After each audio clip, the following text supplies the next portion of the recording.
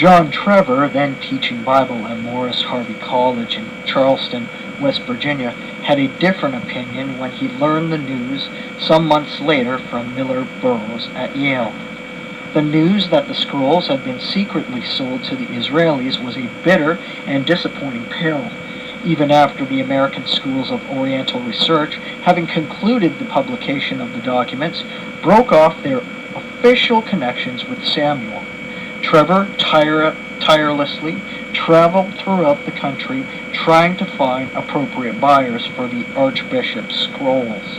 His idea was to raise funds to establish a foundation that would place the scrolls on display in a renovated exhibition hall in St. Mark's Monastery. In fact, he was on the verge of persuading the international JCs at their 1954 convention to support this interfaith project when he received Burroughs' letter that the scrolls were now on their way to Israel. I was trying to use every opportunity I could to find ways to get financial support for the publication of these materials. He told me of his continuing efforts. There were all these different groups that were struggling to find a way to purchase these things, and he hesitated for a split second and then pressed ahead within his innermost thoughts and recollections. So I was trying to find a way that would keep it out of the control of the Jews. Now I was not doing that because of anti-Semitism, he assured me. It was simply because of the way he had treated me. I felt that they really didn't have the right to do anything with these things. Even more galling to Trevor must have been the fact that the announcement of the acquisition of the scrolls made in Israel on February 13, 1955, was a state occasion, with Prime Minister Moshe Sharett thanking Yadin on behalf of the grateful nation for returning these precious documents to their proper place in Jerusalem.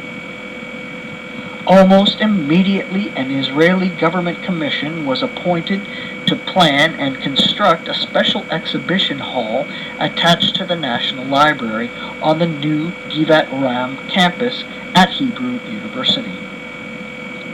The location was later shifted to the site of the new Israeli Museum compound opposite the Knesset, and the flamboyant, symbolic design for the Shrine of the Book by architects Frederick Keisler and Armand Bartos became one of the West Jerusalem's most recognizable landmarks. Its central subterranean exhibition hall would be surmounted by a grotesquely gigantic representation of the cover of the clay jar that Fedeh al-Alami had purchased just a few years before from Juma'az Muhammad and Khalil Musa for about 75 cents. In the meantime, Yadin and his late father's assistant, Naaman Avagad, supervised the unrolling and decipherment of the mysterious fourth scroll, which proved to be a colorful retelling of some of the stories from Genesis. But the main significance of the Dead Sea Scrolls for the state of Israel was, as John Trevor had recognized, in the realm of national ideology. Yadin expressed it succinctly in his popular 1956 book, The Message of the Scrolls. I cannot avoid the feeling that there is something symbolic in the discovery of their scrolls and their acquisition at the moment of the creation of the State of Israel, he observed. It is as if these manuscripts had been waiting in caves for 2,000 years, ever since the destruction of Israel's independence, until the people of Israel had returned to their home and regained their freedom. And just as a Christian reader might be moved by the knowledge that here he has a manuscript of sect whom the early Christians may have known and by whom they may have been influenced, so an Israeli and a Jew can find nothing more moving than the study of manuscripts written by the people of the book in the land of the book more than 2,000 years ago. Back in New Jersey, Archbishop Samuel, no longer in possession of the ancient documents, tried to build a new life for himself as best he could. With the $250,000 he received from the sale of the scrolls, he could travel, preach, and contribute to the growth of the Syrian Orthodox Church among the growing numbers of immigrants to America. In 1966, he published an autobiography, The Treasure of Qumran, My Story of the Dead Sea Scrolls, whose melodramatically framed scenes and breathless dialogue betrayed the pen of an American ghostwriter as well as his own. Then, slowly, the Archbishop dropped out of the public limelight as the first group of scrolls became ever more firmly associated with the State of Israel, and subsequent scroll discoveries were made. Does he have regrets about all that has happened? At that time, I wish I knew what I know now, Samuel told me with a chuckle. So it would be an entirely different situation. I would have never gotten rid of them, but at the time, I was here. I needed money for my churches to form dioceses and bring church people to the United States. In some ways, I helped my church, and I'm glad about that.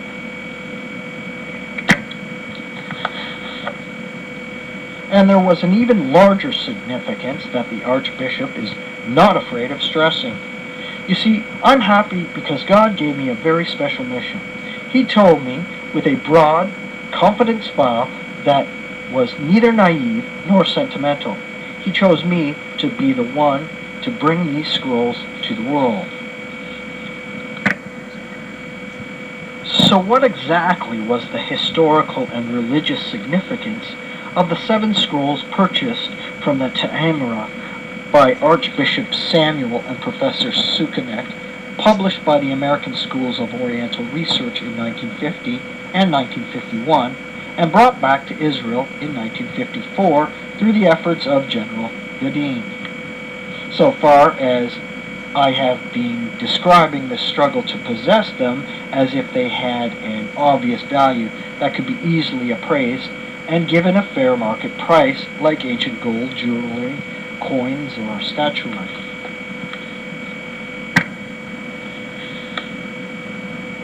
Even if the Dead Sea Scrolls had not become the focus of nasty international rivalry, no art gallery or auction house in Manhattan, London, or Zurich would have been likely to snap up these smelly, rotting rolls of leather.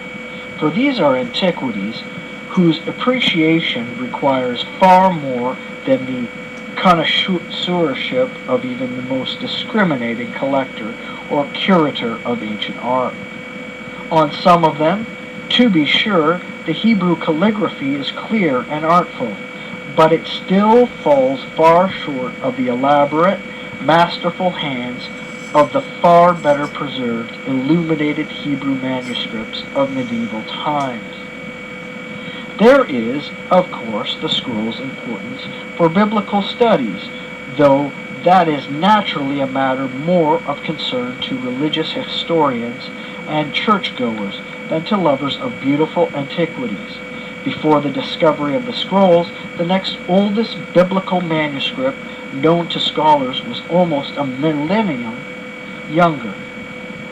Known as the Aleppo Codex, it was written in Tiberias around 950 CE and was preserved for centuries in the main synagogue of the Syrian city of Aleppo. After being badly damaged by fire in an anti-Jewish riot in 1947, it was secretly purchased by intermediaries and brought to Israel in 1956. But the manuscript, despite its age, contained a version of the scriptures identical to that of modern Hebrew Bibles, namely the Masoretic or traditional text. The great Isaiah scroll from the Dead Sea cave is different. For all the self-righteous pontificating of fundamentalist preachers about the immutable, unchanging Word of God to be found in the Bible, this document shows quite conclusively that the biblical text was still fairly fluid before the destruction of Jerusalem in 70 CE. Not that there were any mind-boggling differences that would be immediately apparent to the layperson, no hidden stories or blasphemous twists, but the grammatical and syntactical differences in the Isaiah scroll were significant enough for 13 of its variant readings to have been incorporated in the Revised Standard Version of the Bible, which is still the English translation used by most mainstream Protestant denominations. Far more stunning than minor textual changes are the creative liabilities taken with traditional biblical stories by the author of the scroll, known to scholars as the Genesis Apocryphon. Small, half-rotted, and the ugliest of the original documents, it was described as looking like a damp cigar by several of those who saw it. It was not unrolled during the 7 years that Archbishop Samuel possessed it, and its full text was not deciphered until its opening in 1955 in Jerusalem. Today the leather has darkened considerably, and it is impossible to make out more than a few letters with the naked eye. But when unrolled, it contained 22 columns of text written in Aramaic, the everyday language of Judea and most of the Near East after the decline of the Hebrew for all but religious uses. And it retold several stories from the book of Genesis with surprisingly sensuous detail. In terms of romantic writing, the Genesis Apocryphon is far more lively than the Bible. At least in one case, in Genesis 12:10-20, the dangers of Abraham and Sarah's journey to Egypt to escape famine in the land of Israel are described in graphic detail. In the biblical version, Sarah's beauty almost immediately catches the eye of some Egyptian courtiers who praised her to the Pharaoh, leading to Sarah's forced conscription into the royal harem, followed by the expectable plague on the Pharaoh's family, and the precipitous deportation of Abraham and Sarah back to the Negev, from whence they had come. It has often been said that erotic literature is more forceful when a great deal is left to the imagination, but the author of the Genesis Apocryphon apparently did not agree. Following what may have been a well-known folk tradition, he identified the chief Egyptian courtier, anonymous in the biblical story, as a man called Harkenosh, and provided him with vivid dialogue, describing in surprising detail just how alluring the illegal immigrant woman Sarah had appeared to him. Here's the quote. "And beautiful is her face. How fine are the hairs of her head. How lovely are her eyes. How desirable her nose, and all the radiance of her countenance. How fair are her breasts, and all her whiteness. How pleasing are her arms, and how desirable all the appearance of her hands. How fair are her palms, and how long and slender are her fingers. How comely are her feet. How perfect her thighs. No virgin or bride led into the marriage chamber is more beautiful than she. She is fairer than all other women. Truly her beauty is greater than theirs. Yet together with all this grace, she possesses abundant wisdom, so that whatever she does is perfect." Here is the text that clearly does not fear to improve on the Bible if there is a better or more vivid tale to be told.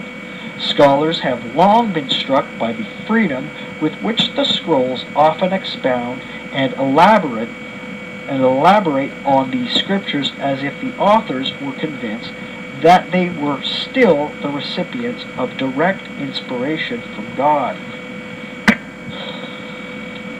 That inspiration sometimes manifested itself in a more violent, angry manner, as seen so clearly in the document that Sukenik called the War of the Sons of Light against the Sons of Darkness, a beautifully written scroll more than 13 feet in length. It describes in great gory detail the battle plan, arms, tactics, and prayers to be used in the great campaign of the Sons of Light in their triumph over the forces of evil in the world.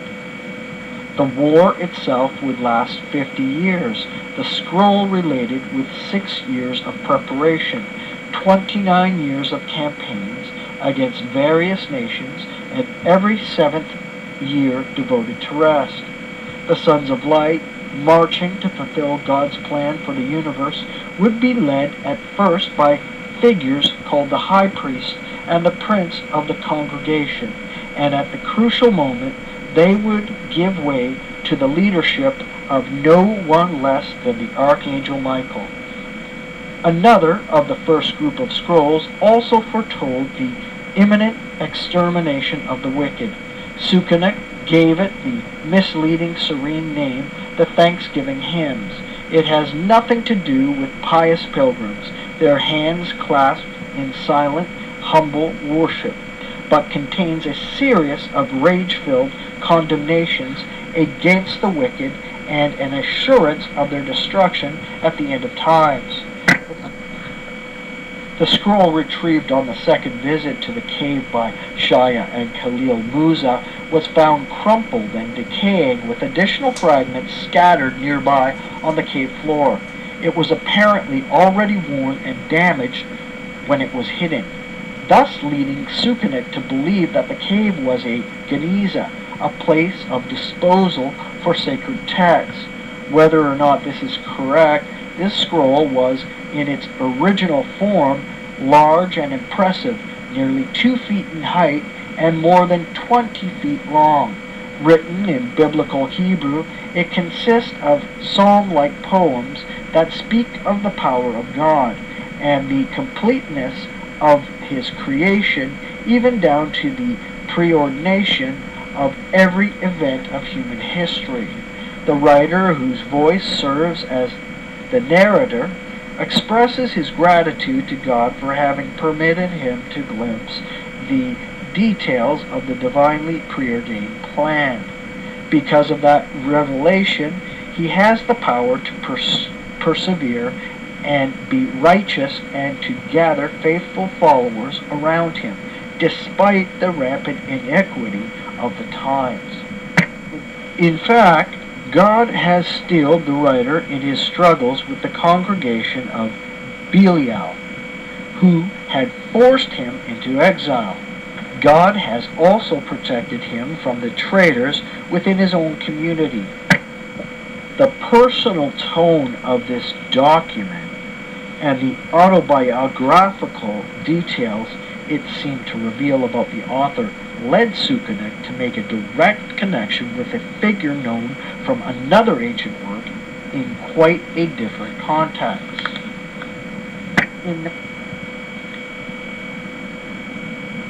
In 1896, a Jewish scholar named Solomon Schaefer was dispatched on behalf of Cambridge University to rummage through the dusty Geniza of the Ibn Ezra Synagogue in Cairo in search of valuable manuscripts. Several years before, a Hebrew manuscript of the apocryphal book of the Wisdom of Ben Sirah, previously known in its Greek translation as Ecclesiasticus, had been obtained through antiquities dealers from apparently the same source.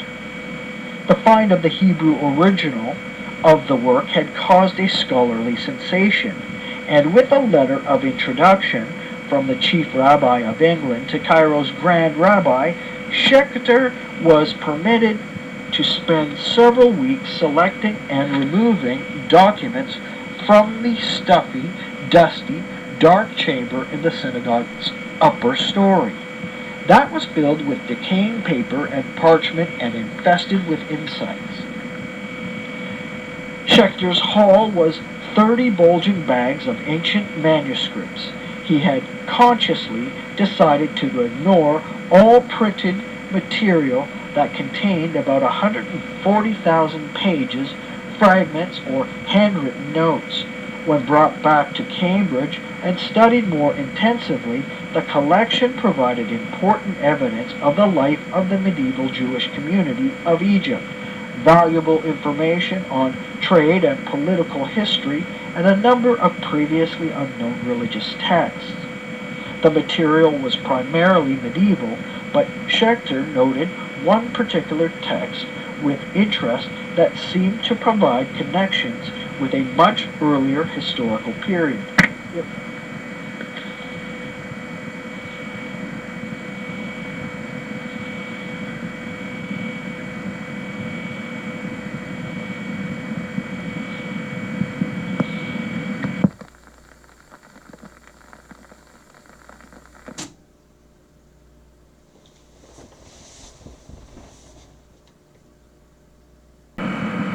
It was represented by two fragments, one consisting of 8 double-sided pages dated by the handwriting to the 10th century CE, and an additional double-sized leaf dating a century or two after that.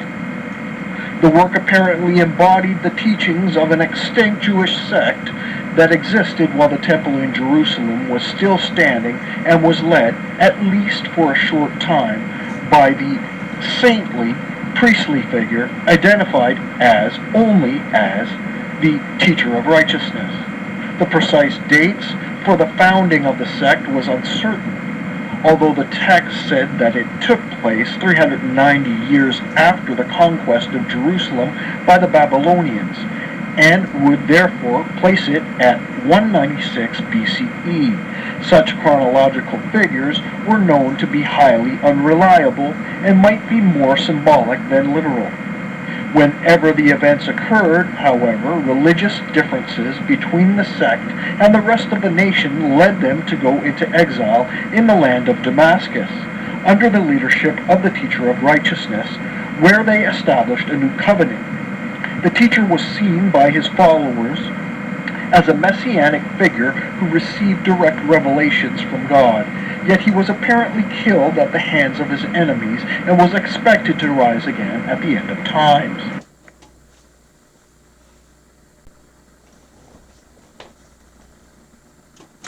The identity of the sect responsible for this Damascus document, as the text later became known, was long a source for contention.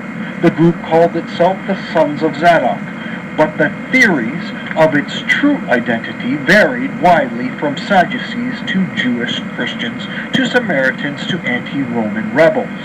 None of the distinctive practices of the sect, however, seemed to match any ancient Jewish group that was known. Their special hatred was directed towards a group called the Builders of the Wall, for their injustice, duplicity, and violence, and also against the kings of Greece, though some suggested that this might be a poetic reference that included Roman emperors as well. Most of all, the sect protested the defilement of the Jerusalem temple, which was most probably the reason for the exile. To Schechter's mind, there was at least one ancient Jewish sect that could be excluded. For whatever difficulties the present unsatisfactory state of our MS may place in the way of the student, and whatever doubts may prevail as to the meaning of this or that passage, one thing is certain. He noted in his 1910 transcription and translation, "We have to deal here with a sect decidedly hostile to the bulk of Jews as represented by the Pharisees." Already in February 1948, in the private conferences with Judah Magni, Sukenik was suggesting that the authors of the Dead Sea Scrolls might be closely related to the mysterious Damascus document sect, and that both of them should be identified with the Essenes. The ancient authors, Josephus Flavius, Philo of Alexandria, and Pliny the Elder, had all left intriguing and not completely compatible descriptions of this religious movement in Judaism. which was in many ways the strictest and most exacting of all known Jewish sects. While some Essenes were permitted to marry, others were strictly celibate. But they formed themselves into tight-knit communities where special religious rites were kept secret from all but those who had undergone a period of initiation. Christian scholars have always noted the similarity of some Essene practices to those of early Christians, notably the holding of all property in common, communal meals, and the importance of baptism. But now the connection between the scrolls and the Essenes was made even stronger with the decipherment and study of another scroll called the First, the Manual of Discipline. The scroll was among the 4 of Archbishop Samuel took with him to America, and was named by Burroughs, Trevor, and Brownlee during their hurried study of the scrolls in Jerusalem after the Manual of Discipline of the Methodist Church. Of course, any resemblance between this harsh monastic document and the Constitution of the Methodists was purely coincidental. The text later, and more appropriately called the Community Rule by other scholars, prescribed the rules for admittance to the community, called the Yahad in Hebrew, detailed the strict code of community discipline, and described the sacred banquets in which all members were required to participate. The parallels to the ancient descriptions of the Essenes were striking, as was the fact that Pliny the Elder had placed the community of Essenes near the shores of the Dead Sea. That was the last piece of the puzzle in the construction of what came to be the dominant hypotheses.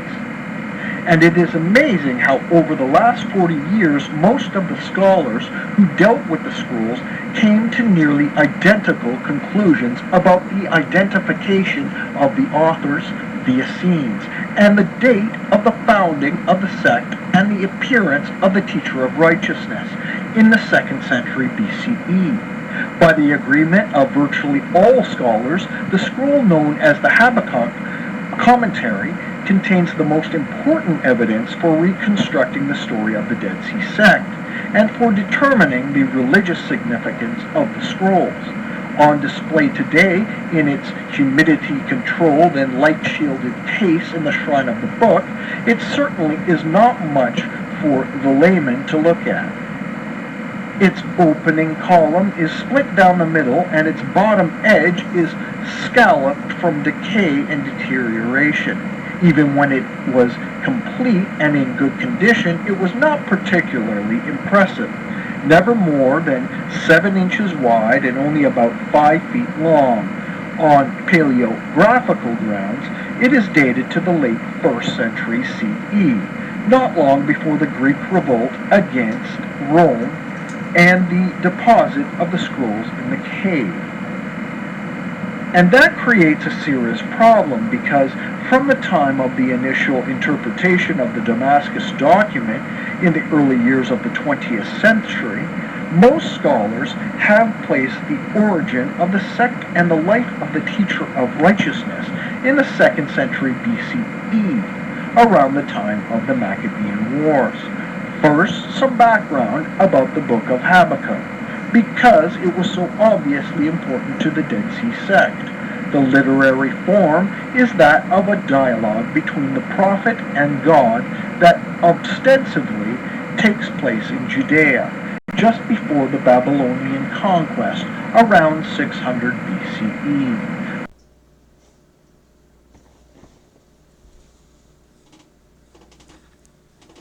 The prophet cries out to God in protest of the violence and the wickedness that goes unchecked in the land. For the wicked surround the righteous, so justice goes on perverted. God responds that he is doing a work in your days that you would not believe if told. He is raising an instrument of his own divine wrath, the Chaldeans, that bitter and hasty nation who march through the breadth of the earth to seize habitations not their own. God offers a horrifying portrait of the Chaldeans' terrible earthly power. Their horses are swifter than leopards, more fierce than the evening wolves. Their horsemen press proudly on. Yea, their horsemen come from afar. They fly like an eagle, swift to devour. They all come for violence. Terror of them goes before them. They gather captives like sand. At kings they scoff, and of rulers they make sport. They laugh at every fortress, for they heap up earth and take it. Then they sweep by like the wind and go on, guilty men, whose own might is their God. The prophet then poses the obvious question: will God allow his instruments of wrath to devour even the few righteous people that survive in this sinful time? Why dost thou look on faithless men, and art silent when the wicked swallows up a man more righteous than he? The prophet puts himself into an allegorical watchtower to await the answer of God. God replies that the ultimate judgment is coming even though it is now delayed. The wicked man shall in the end die for his sinfulness, and the righteous man shall live. And then, having received this divine reassurance, the prophet himself pours bitter scorn on the Chaldeans in the form of a triumphal ode that will be pronounced by the nations that have been oppressed by them. And it is as close to a revolutionary hymn as anything you might see from the people's revolutions of the 20th century. He condemns the plundering of peoples with a series of prophetic accusations that foretell destruction for the Chaldeans' plunder, greed, ostentatious splendor, cruelty towards their subjects, and idolatry. This all-purpose oracle contains within it the eternal rage of the oppressed nations under a tyrannical conqueror, and so it has been used from pulpits and speakers' podiums for hundreds of years. The date of its original composition is uncertain, although its subject is the Chaldeans, better known today as the Babylonians, who destroyed Jerusalem and exiled most of its population in 586 BCE. A number of modern commentators have underlined the metaphorical dimensions of the prophecy and have suggested that the Chaldeans are used here as a masked term for the Hellenistic conquerors, and that the work was composed sometime after the conquest of Alexander the Great in the 4th century BCE. Whatever the time of its composition, the Dead Sea Scroll sect considered this oracle to have an enormous significance for their own time. In the Habakkuk commentary, as in a number of other works of biblical interpretation later found among the Dead Sea documents, the author quotes a verse or two of Scripture, then follows it with a unique interpretation which is identified as a pesher, a rare Hebrew Aramaic term used in the book of Daniel for the mystical meaning of dreams. In the scrolls, the pesher is an exegetical technique that explains the hidden meaning of a selected passage of Scripture, finding prophetic fulfillment in contemporary personalities and events. It is not much different from the technique of modern evangelists and assorted TV preachers, who see in such events as the establishment of the State of Israel, the fall of the Soviet Union, or the outbreak of the AIDS epidemic, sure signs that the end of the world is at hand. Yet the problem with the Dead Sea Scrolls peshers is that, being highly poetic and metaphorical, they are also highly ambiguous. That is apparently how the authors wanted it. For in their rage against the established Jerusalem priesthood and in their hopes for its imminent destruction, they ran the risk that all heretics run of being accused of revolutionary sedition by the powers that be. Thus, with very few exceptions, this and the other Dead Sea Scrolls refer to the events and personalities of the times with poetic titles that, though veiled, are often cruel, mocking, and filled with contempt. Thus, besides the teacher of righteousness, the sons of light, the sons of Zadok, and the community of the new covenant, who are obviously the heroes of the story, there is the wicked priest, the man of lies, the scoffer, the seekers after smooth things, and those who build the wall, who are obviously the bad guys. In the later day interpretation of the Dead Sea sect, the wicked priest and the man of lies are equated with the wicked of Judea, whom God is planning to exterminate. A people called the Kittim, they come from afar, from the islands of the sea, to devour all the peoples like an eagle which cannot be satisfied, are equated with the Chaldeans. And in the interwoven lines of scripture and interpretation, the main events of a long struggle between the teacher of righteousness and the wicked priest emerge. At first, the wicked priest was apparently not so wicked, but when he ruled over Israel, his heart became proud. After a period in which he plundered the people, he died a painful death, and his ill-gotten wealth was delivered into the hands of the Kittim. But before his death, there was a dramatic confrontation between the wicked priest and the teacher of righteousness. According to the interpretation, the wicked priest pursued the teacher of righteousness to the house of his exile, that he might confuse him with his venomous fury. The precise end of the story is not described in this document, but from other references to the death of the teacher of righteousness. It was almost certainly bad. The commentary ends on an optimistic note, if a desperate yearning for Armageddon can be called optimism. For on the day of judgment, God will destroy from the earth all idolatrous and wicked men. Almost immediately after the publication of this document, scholars set to work trying to match up the main actors of this drama with figures known from history. Eventually, something of a consensus emerged. Though the script of the document was dated to the 1st century CE, a majority of experts insisted on seeing in the text veiled references to events of the 2nd century BCE. Thus, even though most agreed that the Kittim were the Romans, based on the references of their being like eagles and sacrificing to their standards, the confrontation between the wicked priest and teacher of righteousness was placed at a time when there were no Romans around, linking the story of the exile of the sect under the leadership of the teacher of righteousness to the putative Hasidian schism. Most scholars saw the wicked priest as one of the Maccabean priest kings. The scholars therefore reached back to the 2nd century BCE and pointed the finger of accusation at variously Jonathan, Simon, or John Hyrcanus.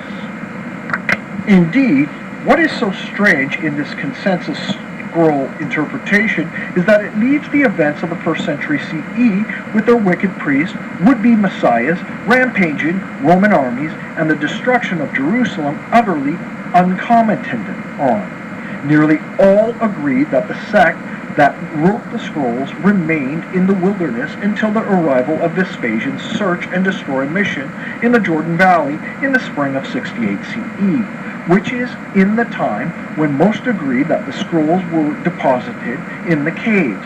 Yet is it conceivable that the sect that devoted so much literary effort to commenting on religious intrigue and disputes in Jerusalem, and that prided itself on having access to divine revelation and knowledge of the apocalyptic battle that would soon unfold between the sons of light and the sons of darkness, would have restricted their subject matter to grievances of the time of their great-great-great-great-great grandparents? Would they remain entirely silent about the apocalyptic significance of the arrival of a terrifying new Chaldean army, which, with the complicity of a corrupt, sycophantic priesthood, conquered, plundered, and eventually massacred the people of the land? But that is how the story is told to the hundreds and thousands of tourist pilgrims who come to the Shrine of the Book every year. It all comes across as a rather tame story of the ancient Jewish sect that lived in a monastic isolation, quite uninvolved in the struggles that led to the Great Revolt against Rome, at least until the Romans came down to the Dead Sea shore and quickly wiped them out. The important element for most Jewish visitors to the Shrine of the Book is the fact that the sacred texts of this innocent group slaughtered by the Romans have been reclaimed and proudly exhibited by their returning descendants, the founders of the State of Israel. For Christians, these documents bear witness to historical milieu in which Christianity was to emerge. Written around the time of Jesus' earthly ministry, they reflect the familiar motifs of the coming of the final days, the importance of faith, and the necessity of baptism for washing away sin. Sadly, the scrolls have been transformed from potent religious texts into mere relics, tangible tokens that are meant to be venerated, not studied, and for which small clay reproduction scroll jars are offered for sale to the faithful as souvenir icons of the Dead Sea Scrolls' perceived sanctity. Architecturally, the Shrine of the Book contributes to this mindless veneration. In the circular dome form of its central exhibition hall, it resembles a classic Byzantine martyrium, where the relics of the saints were enshrined in a circular hall at the end of a long ceremonial way. And so it is that today's visitors entering the shrine's dark tunnel with expectation first see a series of documents which are tersely labeled and are actually from the Bar-Kokhba caves, and then pass through a portal guarded by the two tall clay jars retrieved from the Qumran Cave 1 by the Bedouin. From there, visitors enter the cavernous dome with the various documents ranged around the outer walkway. In the center is a soaring, absurdly huge Torah handle on which the great Isaiah scroll was meant to be the centerpiece. And this is the greatest misrepresentation in this hall of pretended sanctity. For in planning the focal point of the exhibition hall, the architects revealed their utter ignorance of the character of ancient manuscripts. Although the Isaiah scroll was meant to be unrolled face out around the centerpiece Torah, the brittle, inward rolled document would have bent backwards and snapped instantly. So the centerpiece of the Shrine of the Book continues to be based on a deception. A faded Xerox copy now occupies the place where the most sacred document of the State of Israel is supposed to have been found. Xerox copy or not, the last testament of the community was transformed into a relic, though the modern religious meaning of the scrolls was hazy, and scholarly assessments of their historical importance based on simplistic readings and enormous leaps of faith. The scrolls and their shrine, standing opposite the Knesset building in the capital of Israel, became profoundly patriotic artifacts. Yet the first finds of what we now call the Dead Sea Scrolls were only part of the picture. The publicity generated by the discovery and the money made from the sale of the first 7 scrolls persuaded the Te'emara to resume their searching through the caves of the Dead Sea region, and their activities brought forth a new haul of discoveries. By that time, a new political reality had cast its shadow on the war for the scrolls. The caves and the nearby ruins were now in territory controlled by the Hashemite kingdom of Jordan. cut off and at war with the State of Israel. Beginning in January 1949, the Department of Antiquities of Jordan and the French Dominican École Biblique et Archéologique in the Jordanian sector of divided Jerusalem began a partnership of exploration and research on the growing mass of manuscript fragments and archaeological finds uncovered in territory now under the control of Jordan, far greater in quantity and no less important in the historical connections than the original 7 scrolls. If the political atmosphere between Israel and Jordan had been different, there is a possibility that the study of the two groups of the Dead Sea Scroll materials could have gone on cooperatively, and perhaps the historical conclusions would have continued to be refined. But that conclusion is purely hypothetical. For reasons of modern Middle Eastern politics, international finance, and personal ambition, the scholars in Jordan would maintain tight control over the dissemination of details and the new discoveries. Insiders, establishment figures, and government appointees now controlled the study of the scrolls on both sides of the barbed wire border that divided Jerusalem.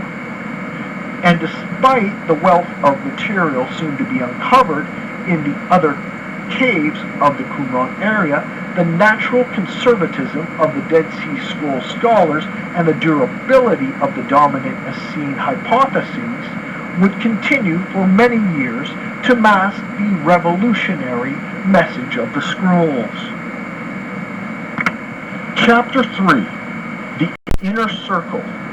Professor John Strugnell now lives alone and humbled, toppled from his post as chief editor of the Dead Sea Scrolls publication project by his own innocence, his continuing battles with manic depression, and his inability to anticipate the unfeeling cruelty of those who have power to wield. Now in his mid-60s, he walks slowly and painfully with a cane up and down the 3 steep flights of stairs leading to his small Cambridge apartment, his solitary house of exile, just across the street from the Harvard Divinity School. Though he no longer teaches his famous seminars on the scrolls to master's classes of eager graduate students and is consigned to the bizarre and embarrassing status he calls indefinite sabbatical, Strugnell is still among the most senior scroll scholars in the world. More than that, Strugnell's life story, with its ups and downs and pride and ultimate disaster, is an inseparable part of the Scrolls saga, stretching from his arrival in Jordanian Jerusalem in the summer of 1954 as a bright-eyed young Oxford scholar to his ignominious removal as editor-in-chief of the Dead Sea Scrolls Project in December 1990. John Strugnell's identity is still shaped by his membership in a select fraternity of scholars who jealously guarded their exclusive access to the vast bulk of scrolls for almost 40 years, never numbering more than a dozen men from Europe and North America. They became known as detractors as the Inner Circle, and to themselves, perhaps a bit grandly, but certainly proudly, as the International Team. Since the autumn of 1991 and the opening of the Dead Sea Scroll photo archives to all interested scholars, the original team members no longer have a monopoly on the study of the hundreds of unpublished scroll fragments. They no longer have the privilege of parceling out to their favorite graduate students exclusive publication rights for the important documents or the prerogative of refusing access to unpublished documents to scholars who they, for personal or professional reasons, look down upon. For almost 40 years, embittered outsiders and critics alternatively ascribe the arrogant behavior of the insiders to clandestine theological motives. the censorship of potentially explosive religious secrets, or to mere selfishness. But the story of the international team must be seen in a political context. Their story is also one of a colonial frame of mind that was vigorous and perhaps persuasive, while Great Britain and France still harbored realistic pretensions of overseas empires, but petulant and petty once those empires began to die. The team's glory days took place in the Hashemite Kingdom of Jordan in the 1950s and early 1960s, when the small circle of scholars brought in from Europe and America to serve as experts naturally assumed that their franchise was exclusive and that their superiority and competence were obvious to all. Yet the world changed, the Middle East changed, and the international team refused to notice. Even today, John Strugnell looks back fondly to those far-off days of Jordanian rule in Jerusalem. In those days, when things were quiet and we thought God was in his heaven and the king was on his throne, as Strugnell puts it, and when civility, respectability, honor, and even elegance typified an expatriate Dead Sea Scrolls scholar's life. Like the European empires themselves, this scholarly imperium would eventually crumble, and the colonial joys that Strugnell once cherished in Jordanian Jerusalem remain out of reach in the seedy surroundings of Cambridge, Massachusetts, in the 1990s, with its urbane grime, muggers, and homelessness.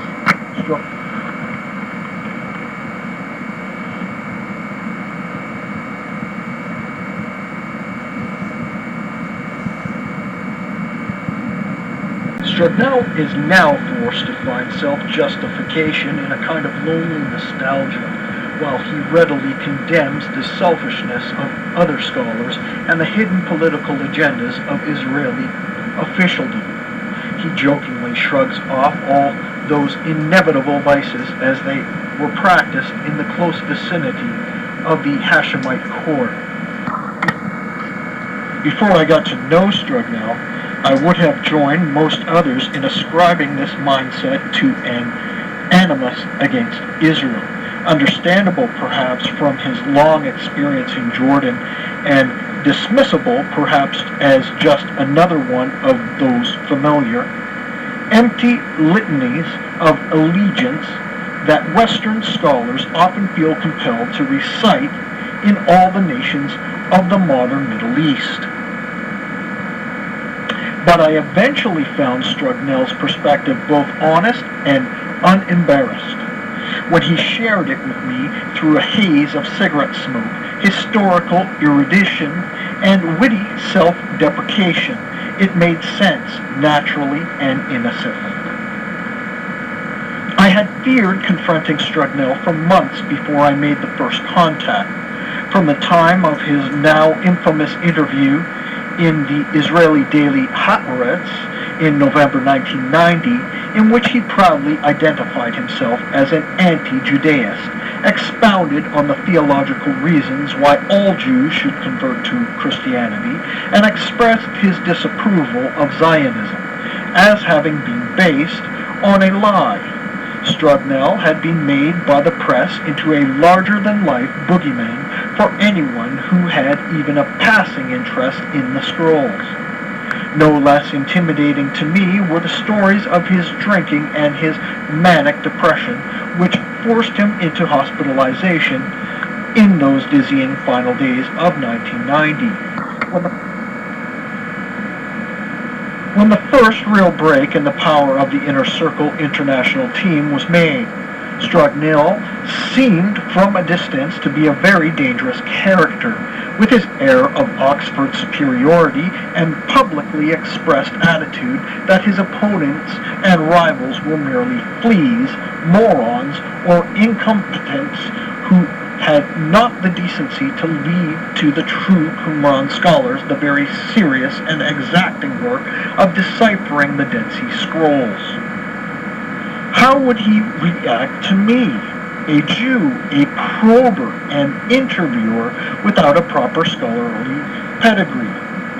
I carried around his phone number for months before I took the initiative and dialed it, to hear his halting, reedy Oxford accent over the phone. In fact, he was exceedingly friendly and helpful. He responded that he would be pleased to meet with me and discuss the history of the Dead Sea Scroll project, for he, too, was involved in a similar investigation. He was writing his own memoirs and would be happy to help in any way he could. So in late July 1992, on a scorching hot day, I drove to Cambridge to find Strugnell a bit grayer and a bit more disheveled than he appeared in the standard press photo. He was obviously in some physical discomfort, huddled in his third-floor walk-up, with the window air conditioner going at full blast. The drawn blinds blocked the glare from the pavement and the windshields in the Harvard Divinity School parking lot. This was not the heat of the Dead Sea summer, but the stuffy, dank world of a man who had been abandoned by most of his colleagues, even some of those who had worked with him for almost 40 years, lest Strugnell's unfortunate statements about Jews and Israel endanger their own positions in an age of politically correct academia. The floor-to-ceiling bookshelves on one of the walls of Strugnell's sitting room groaned with the weight of a vast library of scripture, scholarly periodicals, and literary and historical works. On a table pushed against the front window was a small portable television, an ashtray filled to its brim with the twisted butts of Marlboro 100s, a half-empty bottle of soda water, and a bulky square microfiche reader to view the newly published photographs of the scrolls. Taped to the wall by the front window was a newspaper photograph of Menachem Begin shaking hands with Anwar Sadat. Strugnell waved me towards the overstuffed sofa just under the roar of the window air conditioner, while he sat down stiffly and painfully by the table and lit up another long cigarette. We spoke of modern Middle Eastern politics, of the history of archaeology in Palestine and Israel, of Victorian travel literature, and, of course, of his own role in the story of the scrolls. I found Strugnell's honesty about himself and about the unspoken politics of Dead Sea Scroll study surprising, yet welcome, and we began by discussing the personalities and roles of two of the other main characters of the scroll story. The English-born director of the Jordanian Department of Antiquities, Gerald Lancaster Harding, and the director of the École Biblique et Archéologique in Jerusalem, the Dominican father Roland DeVoe. It is an understatement to say that Harding, the gaunt, tight-lipped colonial official with a romantic attachment to Bedouin life, and DeVoe, the charismatic, volatile priest from a prominent conservative Parisian family, were an unlikely couple. But in the earliest days of scroll discovery and study, they emerged as efficient partners, brought together by historical circumstance to administer the antiquities of the newly annexed area of the Hashemite kingdom, to stop the Bedouin plunder and to supervise the preservation and eventual publication of the Qumran manuscripts. Through the 1950s, as scholars all over the world began their study of the original 7 documents, photographs and transcriptions of which all had been published by 1955, Harding and DeVoe began to acquire, on behalf of the Palestine Archaeological Museum, the fragments of many more scrolls, both through purchases on the antiquities market and by continuing archaeological excavations and surveys in the area of Qumran. In early 1949, soon after the end of the First Arab-Israel War, They located and jointly directed an excavation of the first scroll cave, recovering the great deal of smashed pottery and other artifacts and hundreds of scroll fragments, from some even belonging to the 7 original scrolls. In late 1951, they began excavations at Qumran, and through the spring of the following year, they directed a search of the hundreds of nearby crevices and caves. Yet it was in September 1952, once again due to the entrepreneurial spirit of the Ta'amura Bedouin, rather than the preconceived plans of the archaeologists, that the greatest Dead Sea manuscript discovery was made. The story of the discovery of Cave 4, Caves 2 and 3, had in the meantime been located and excavated by the archaeologists, is perhaps no less apocryphal than the tales of the original discovery. Yet this one at least credits the Ta'amura with some skill and ingenuity. According to the most common version, some of the members of the tribe were sitting around a campfire when a Ta'amura elder recalled his discovery many years before of a cave containing antiquities hidden in the steep side of the limestone plateau of Qumran. Since the archaeologists had so far not searched this area, several of the Ta'amura located the hidden cave, lowered themselves into it, and started to dig. They may have been experienced antiquities hunters, but no previous experience could have prepared them for this find. Scraping away a dusty, acrid layer of dirt and bat dung mixed with a few pot shards, they came upon a hard-packed layer of thousands and thousands of manuscript fragments. The Ta'amura immediately set to work digging out the mass of parchment scraps from the bottom of the bell-shaped cavity, while others stood guard on the surface above.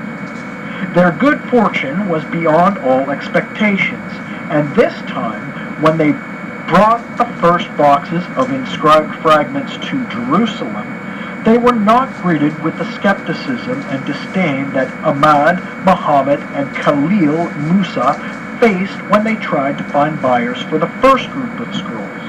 In early September, they called at the École Biblique and offered DeVoe a large group of fragments, for which DeVoe immediately paid 600 dinars, apparently borrowed from the École's operating funds. It was clear to him that a major new discovery had been made in the Qumran area, and he alerted Harding, who immediately dispatched mounted police to the site. The Ta'amura therefore fled before the end of their excavation, and by the end of September, DeVoe and a young scholar from the École, Abbé Joseph Millik, went down to Qumran to remove the last few hundred fragments from the plundered floor of the cave. Nearby, they discovered 2 smaller caves, now called Cave 5 and Cave 6, both containing some inscribed material.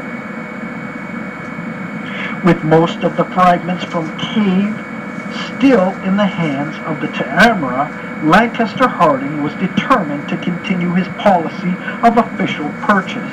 Yet in light of the enormity of the Cave 4 discovery, it was clear that Harding's standing payment rate of a dinar, equivalent to £1 per square centimeter, would soon bankrupt the museum. In September and October of 1952 alone, he and DeVoe acquired more than 11,000 square centimeters of scroll fragments directly from the Bedouin, and subsequently from Kando, the Bethlehem merchant, who once again became their commercial agent and middleman. Harding began to dash off urgent letters to every archaeological and philanthropic institution he could think of. in the hope that people interested in the Bible matters might be persuaded to make contributions to enable the rest of the material to be rescued from the dispersal or even oblivion. A few contributions trickled in, but fortunately the government of Jordan came to the rescue, providing an emergency guarantee of 15,000 dinars so that the new discovery might be acquired by the Department of Antiquities. The tangled financial arrangements for the acquisition of the scrolls would become even more complex in the coming years, with the increasing involvement of foreign institutions and the changing legal status of the Cave 4 fragments themselves. And it would be nearly 40 years before the enormous variety of significance of the literary works discovered in Cave 4 at Qumran would become generally known. The discovery of the first 7 scrolls in 1946 and 1947 was just a tiny sample of the hidden Dead Sea literature. Although the copies of Isaiah from Cave 1 were trumpeted around the world as the world's oldest biblical manuscripts, Cave 4 contained at least fragmentary copies of every single book of the Old Testament. Perhaps with the exception of the books of Nehemiah and Esther, and even those exceptions are still under scholarly dispute. No less important were the original Hebrew text of apocryphal books previously known to scholars only from Greek, Latin, Slavonic, and even Ethiopic translations, in addition to dozens of poetic and liturgical texts that were previously unknown. In the boxes of fragments bought from the Ta'amra or excavated by the archaeologists were what eventually were estimated to be approximately 800 manuscripts, whereas the commentary on Habakkuk from Cave 1 was regarded as an intriguing and important piece of historical evidence. Cave 4 included commentaries on Isaiah, Micah, Zephaniah, Hosea, Nahum, Genesis, and Psalms. There were numerous Aramaic expansions of biblical stories that had been found in the Genesis Apocryphon. There were prayers, hymns, and visions, calendars, laws, and legal opinions, financial accounts, and even horoscopes. There were more copies of the Manual of Discipline and the Damascus document, which had been previously known only from the Cairo Geniza text. In short, the thousands of manuscript fragments found in Cave 4 would represent an unimaginably significant historical treasure once they were pieced together, deciphered, and transcribed. Cave 4 was a unique, overstuffed time capsule filled with first-hand evidence for understanding one of the most important periods in the religious development of the Western world. But how was the treasure to be treated? Would it be viewed as precious, uncontaminated evidence of a time and a place and a mindset, and therefore serve as the starting point for an independent historical investigation of the period? Or would a religiously based inclination to accept the traditional stories as gospel undercut the independence of the analysis? The undeniable fact is that virtually every other source of written information we possess about the period of the birth of Rabbinic Judaism, the life of Jesus, and the birth of Christianity has been gleaned from literary works passed down from generation to generation. The Mishnah, the Talmud, the New Testament, the works of Josephus Flavius, and the apocryphal works like the Book of Jubilees and the Book of Enoch, all of them subject to hundreds of years of correction, deletion, and censorship. So long as religious manuscripts had to be painstakingly copied by hand, word after word, verse after verse, by both Jewish and Christian scribes, there was ample opportunity to alter the historical record if the reality was found to be distasteful or heretical. Naturally, in periods of religious persecution or revival, some ancient works were proscribed altogether and consigned to the bonfire. Others were rewritten to conform to the current orthodoxy. Before the discovery of the Dead Sea Scrolls, we possessed only documents that were so heavily edited for ideological and religious reasons that they were, in a sense, more properly records of continuous ecclesiastical censorship than pristine documentary evidence of first-century Judean society.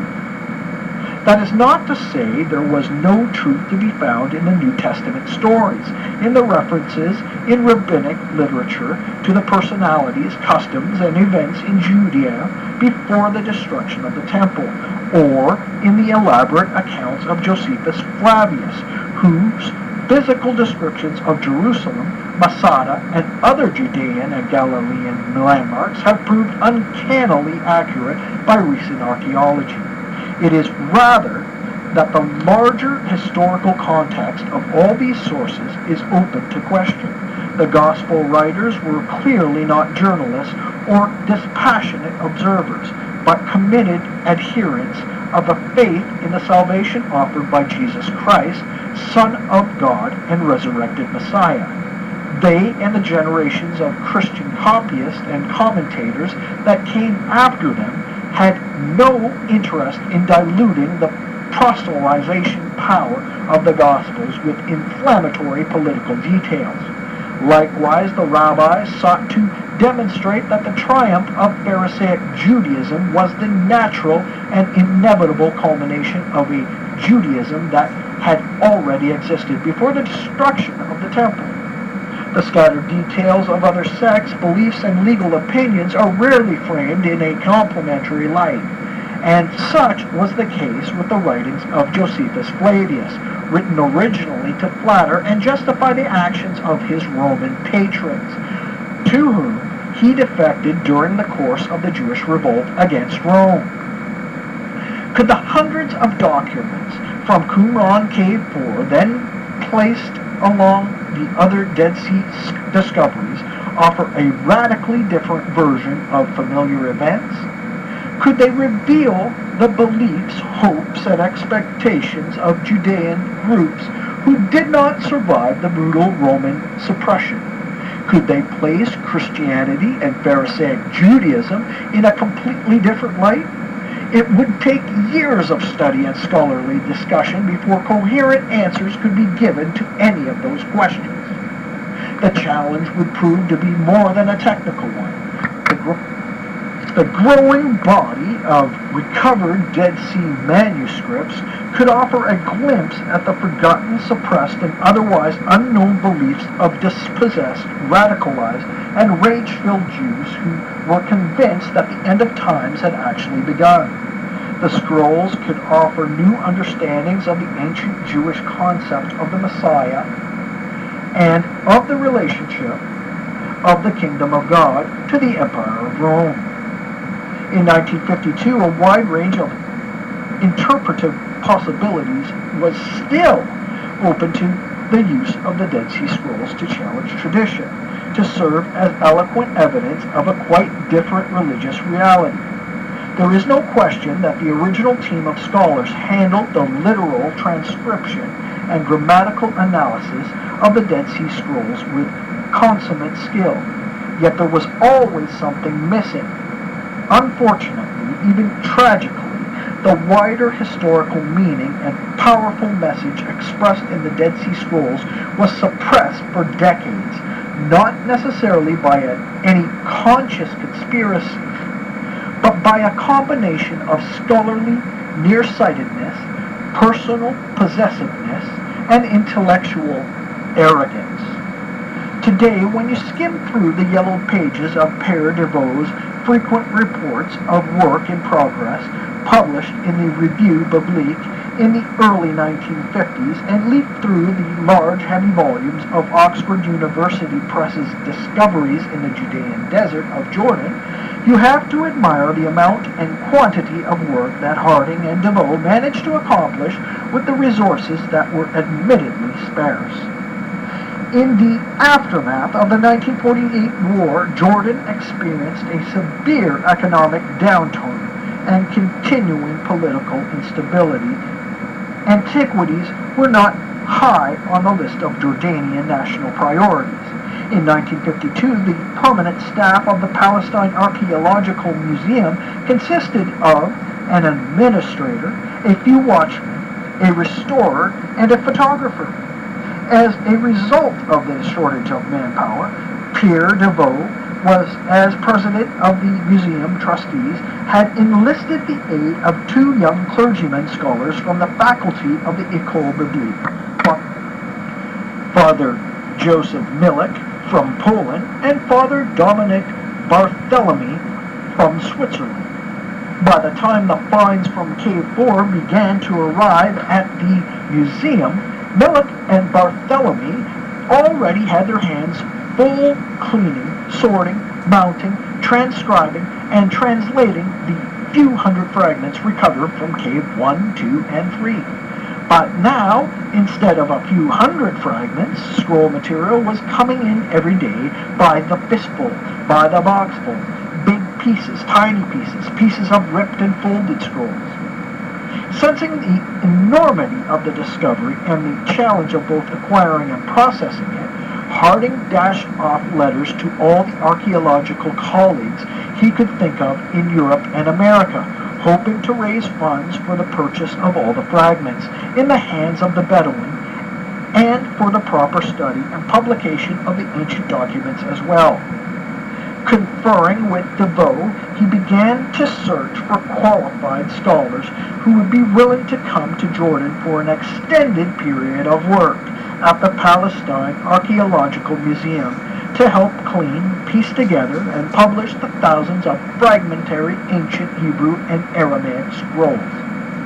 And through the personal intercession of Professor Carl Kraling, director of the University of Chicago Oriental Institute, and far more important, a confidant of John D. Rockefeller Jr., Harding obtained approximately $30,000 from the Rockefeller to support the work of 6 scholars, 2 from America and 4 from Europe, to undertake the decipherment of the Cave 4 fragments.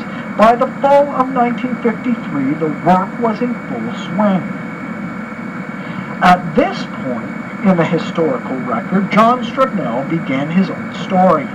And in the course of our discussions in his apartment in Cambridge, he now, as an older man, recalled for me the serendipitous, almost offhand way he had become involved in the project in the spring of 1954.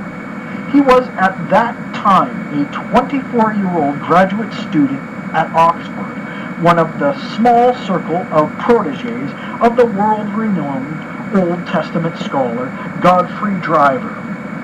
During the previous summer, Harding had begun to solicit recommendations from Driver about likely candidates for work in Jerusalem.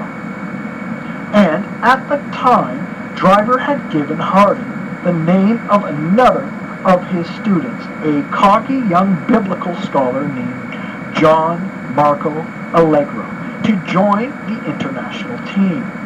But now, a year later, more help was needed. It was at the end of a seminar, Strugnell remembered, of Driver's first mention to him of the Dead Sea Scroll project. He asked me to stay behind. He asked me about my plans because I was very interested in studying theology later on, and he asked if I would be willing to matriculate a year or 2 in Palestine. For all the later talk about the international team's members being uniquely qualified for their positions, Strugnell readily admitted to quite a different reality. If you ask me what I had heard about the Dead Sea Scrolls, it was very little because they were not in the examination schedule at Oxford, and I was confined to that canon, he admitted. Of course, I heard occasional mention of the scrolls while I was studying by one of my teachers. Chaim Rubin was in fact editing at the time of the Damascus document, which is related, but they were not part of the essential syllabus. When his examinations for the year were completed and he had formally accepted the offer of employment in Jerusalem, Strugnell asked Driver for suggestions on background reading to prepare him for the task ahead. I saw that there were only 4 or 5 documents that were published. Strugnell continued, so I went and bought them and read them on the plane coming out, and I thought that this was just going to be a problem in Hebrew. As to the theological business, I had a certain question, but at the moment I thought it was going to be like any other group of papyri. Thus started the adventure for the young man whose closest previous connection with the modern Middle East, as he noted with irony, was the fact that he faced the portrait of T.E. Lawrence every evening at supper in the dining hall of Jesus College. Yet once his exams were completed and the details of his employment in Jerusalem were settled, he was to receive 70 dinars per month from the Palestine Archaeological Museum. Strugnell left England and, after stopping briefly in Italy, proceeded on by plane to Beirut. His final destination was the tiny Jerusalem airport near the village of Calandia. Strugnell's first memory of Jordan still remains with him, the vividness perhaps intensified with time. Waiting at the airport was a beautiful girl, a member of the tourist staff who was there to greet everybody. Absolutely stunning, he recalled, but his real greeter was Yusuf Said, Harding's assistant at the Palestine Archaeological Museum, who guided the young Englishman through customs and drove him to the American Schools of Oriental Research in Jerusalem, where he would stay for the first few months. And it was there that the American school that Strugnell first met one of his fellow team members, Monsignor Patrick W. Skehan of Catholic University in Washington, who had been appointed during the previous year. In his recollection of his initial conversations with Skehan and later with team members Abby Joseph Millik and Abby Jen Starkey at the museum, Strugnell admitted a certain uneasiness. I was at this time a Protestant very suspicious of Catholics walking around in cassocks and scarlet scarves. But that feeling began to dissolve with the first meeting of Père Roland DeVoe. We had tea together at the École Biblique, and that's where DeVoe gave me his own view of all the background. I asked who the scrolls belonged to and if we could be thrown out of the country, and DeVoe gave me a scholarly and political orientation. It was then, Strugnell noted, that he first got detailed information on the legal and political status of the project and the source of the funding for the project itself. DeVoe answered my political questions. He said that this is an international museum and an international project authorized by the museum and financed by Mr. Rockefeller.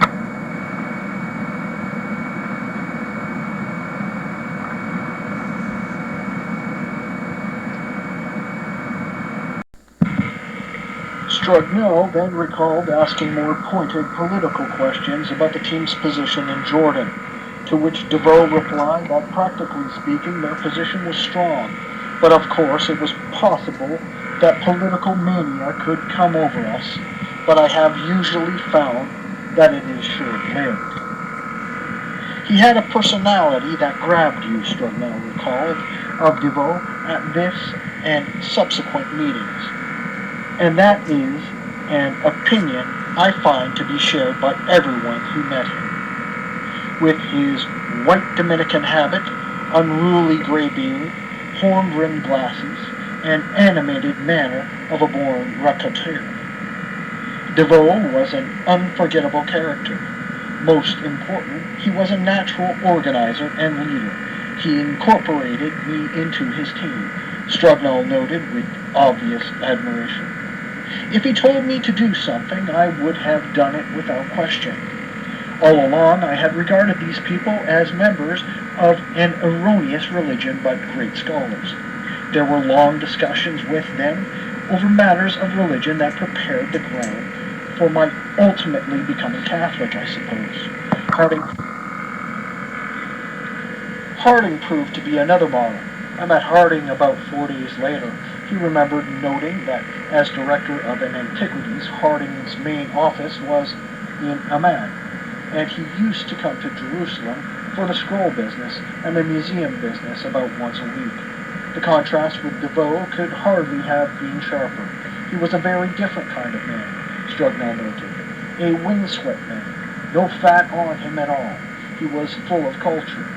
We discovered in our first conversation that we must have met before because he had been at a small London concert where William Walton's Facade was performed. It was only performed once, and I was there too. So this was a sign of what a small world it was. He was a man of culture. He was the answer to Edward Said's idea of Orientalism because he was perfectly Orientalized, a perfect Arabic speaker. All of his friends were Arabs, yet there was no doubt when you talked to him that he was an Englishman. He was also, according to Strugnell, a complete agnostic. If you ever wanted to guarantee the complete non-prejudice of our group, he insisted, it was that Harding had control over it. At the time of Strugnell's arrival at the museum, the large-scale scroll project had been going on for almost a year. Strugnell was, in fact, the last to be appointed of the original group, joining his old classmate Allegro, Monsignor Skihan, Dr. Frank Moracross of the McCormick Theological Seminary in Chicago, Dr. Klaus Huno Hunzinger of Göttingen, and Abe Jean Starkey of the Centre National de la Recherche Scientifique in Paris, and Abes, Millik, and Barthélemy, who were already there. The team members worked in a large room in the museum in which long tables were set up and upon which thousands of fragments mounted between glass plates were spread out to be fitted together into individual documents. The task resembled the assembling of a gigantic jigsaw puzzle, or perhaps hundreds of jigsaw puzzles, whose indeterminate number of pieces were jumbled, shriveled, torn, in some cases rotted, or in many cases completely lost. Before long, Strugnell got into the rhythm of the work with the other team members. Though he had no experience in paleography, the study of ancient handwriting styles was not a subject studied at Oxford at all, Strugnell admitted. He soon showed talent in distinguishing the handwriting of individual scribes and recognizing distinctive parchment textures.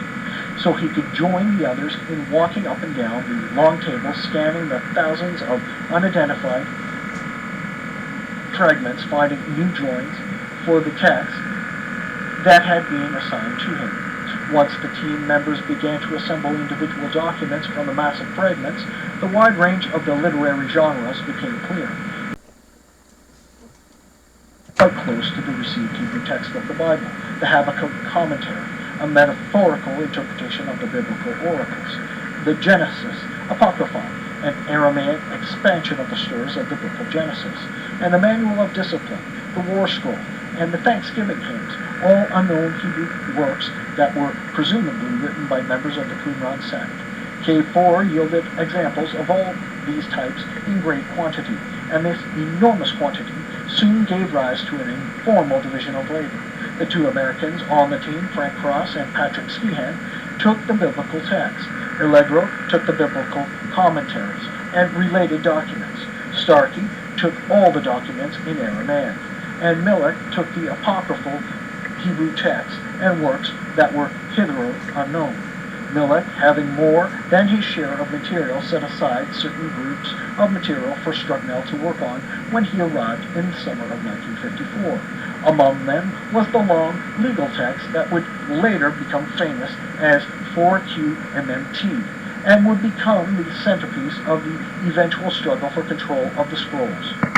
From an initial 20 or so plates of joined fragments, Strugnell eventually expanded his share to well over 100 by identifying more pieces that fit into the gaps in the original documents, by identifying new text among the unclaimed fragments, and by just taking others which seemed interesting.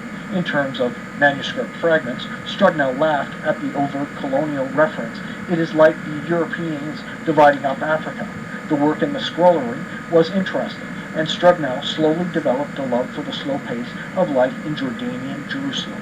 In fact, he proudly revealed to me that he had been the one to give the scrollery its name. It was meant merely as a British schoolboy joke in the beginning, a parody of the name of the owl's new home, the Woolery, in Winnie the Pooh. Yet the name stuck, and the parody was forgotten, as the international team developed a familiar routine. We would work every day from 9 to 12, and in the evening from 3 to 6. Lunch and siesta was from noon to 3. I would have lunch at the American school. I was staying there at first. When I moved in with the Arab family, I used to lunch at the National Palace Hotel. It was the nearest decent restaurant from the museum, and one where I could meet with English-speaking Arabs and gradually Arabic-speaking Arabs who speak Arabic to me. It was a very civilized place in those days.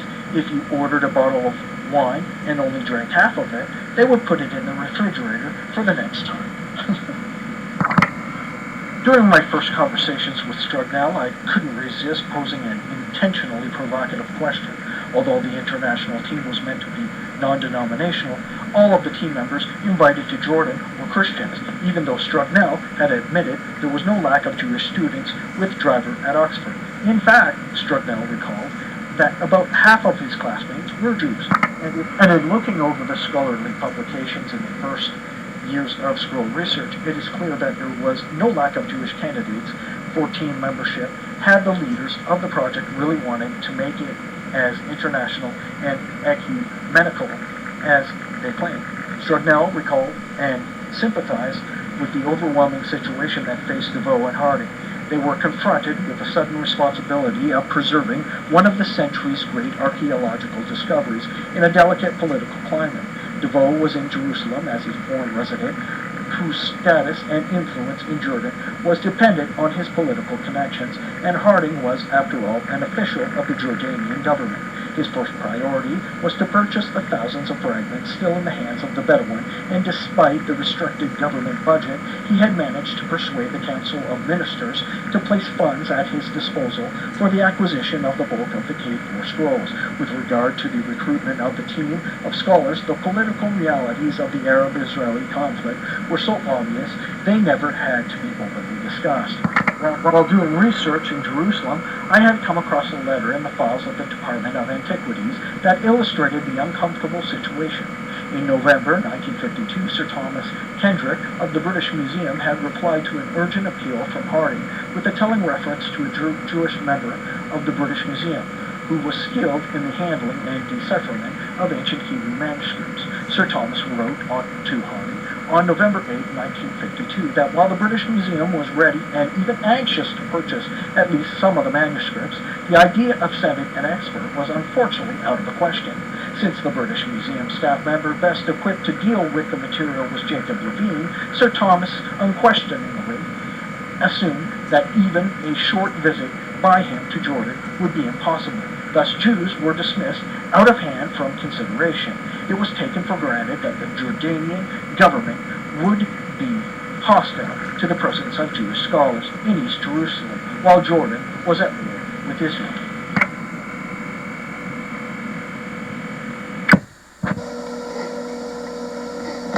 Now, in speaking with Strugnell, I was not ready to allow scholarly apartheid, especially when the subject of the study is as important as the Dead Sea Scrolls, to be so easily rationalized.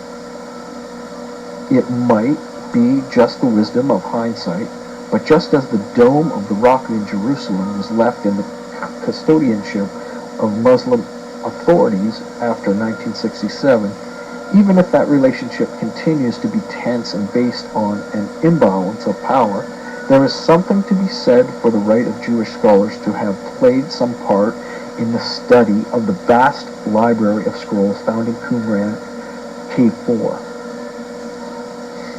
What would have happened, I asked Strugnell, if one of the scholars had Harding had insisted on appointing a Jewish scholar who happened to be unquestionably the world's greatest expert on a particular facet of scroll scholarship.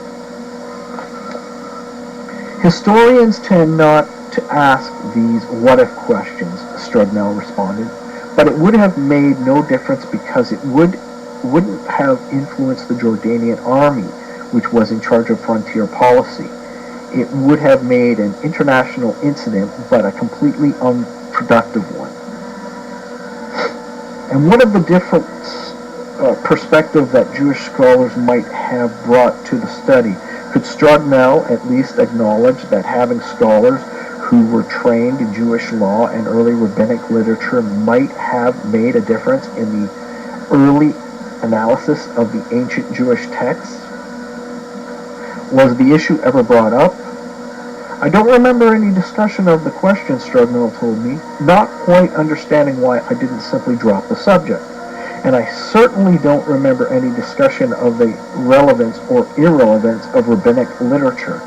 It's my subjective memory that I can't remember that as we sat down in the evening and chatted over our beer, or as we chatted as we did our work, that this question of the Jewish scholars may well have been, you can't get them, so let's not waste our time. Years later, that attitude would prove to be one of the causes of the team's sudden jarring fall from power. By the 1980s, the political landscape of the Middle East had seemingly shifted, and at least lip service had to be accorded to the principle of equal opportunity. Of course, the prevailing official attitudes inside the Hashemite kingdom back in the 1950s, the suspicion of Jews, and the open hostility towards Israelis were obviously beyond the power of the scroll scholars to change. Yet there is little evidence these attitudes were ever questioned.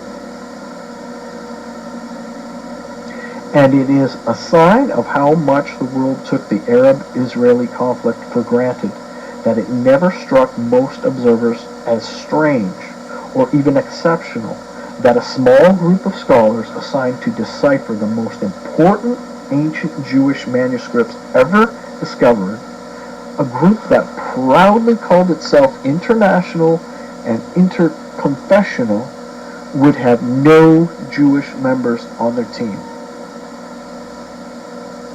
The problem with the inner circle was not only in its restrictive composition, but how it went about its work.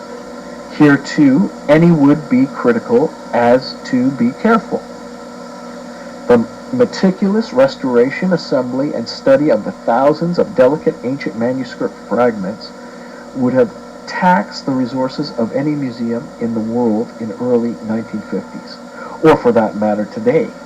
As I've mentioned, the Palestine Archaeological Museum was then operating on a shoestring budget, and its relative geographical isolation at the time, when air travel from Europe was still measured in days, not hours, made consultation with preservation experts a luxury that was both expensive and relatively rare. Yet it is still somewhat shocking to learn how amateurish the treatment of the Cave 4 fragments was in the beginning. Whether anyone else at the time could have done much better is an open question, but it is a question that is at least worth raising in any discussion of the early history of the scrolls. Several months before my first meeting with Strugnell, I had gone to interview Professor Frank Moracross, also of Harvard, and also one of the members of the original team. Cross is a striking contrast to Strugnell. He is meticulous about his appearance. A bow tie and a neatly trimmed beard have become his recent trademarks. He is soft-spoken and careful about his comments, and he has emerged from the Dead Sea Scroll experience with a very considerable reputation as a biblical scholar and epigrapher, completely intact. Throughout all the years I have been involved in archaeology in one way or another, Cross has been a respected, even revered figure in American biblical scholarship. In his own quiet, reserved way, Cross has been a defender of the international team throughout the recent upheavals, declaring that many of the protests and complaints against the inner circle of scholars were unjustified. Yet he also spoke openly and candidly about his early experiences in Jerusalem and about the way the K4 fragments were initially processed. "I was the first of the team to arrive," Cross recalled of his initial work in Jerusalem in 1953. "I arrived in the summer and visited with Harding and DeVoe, and they decided that rather than bring out all the new purchases which were in chaotic state, I should begin on all the excavated materials.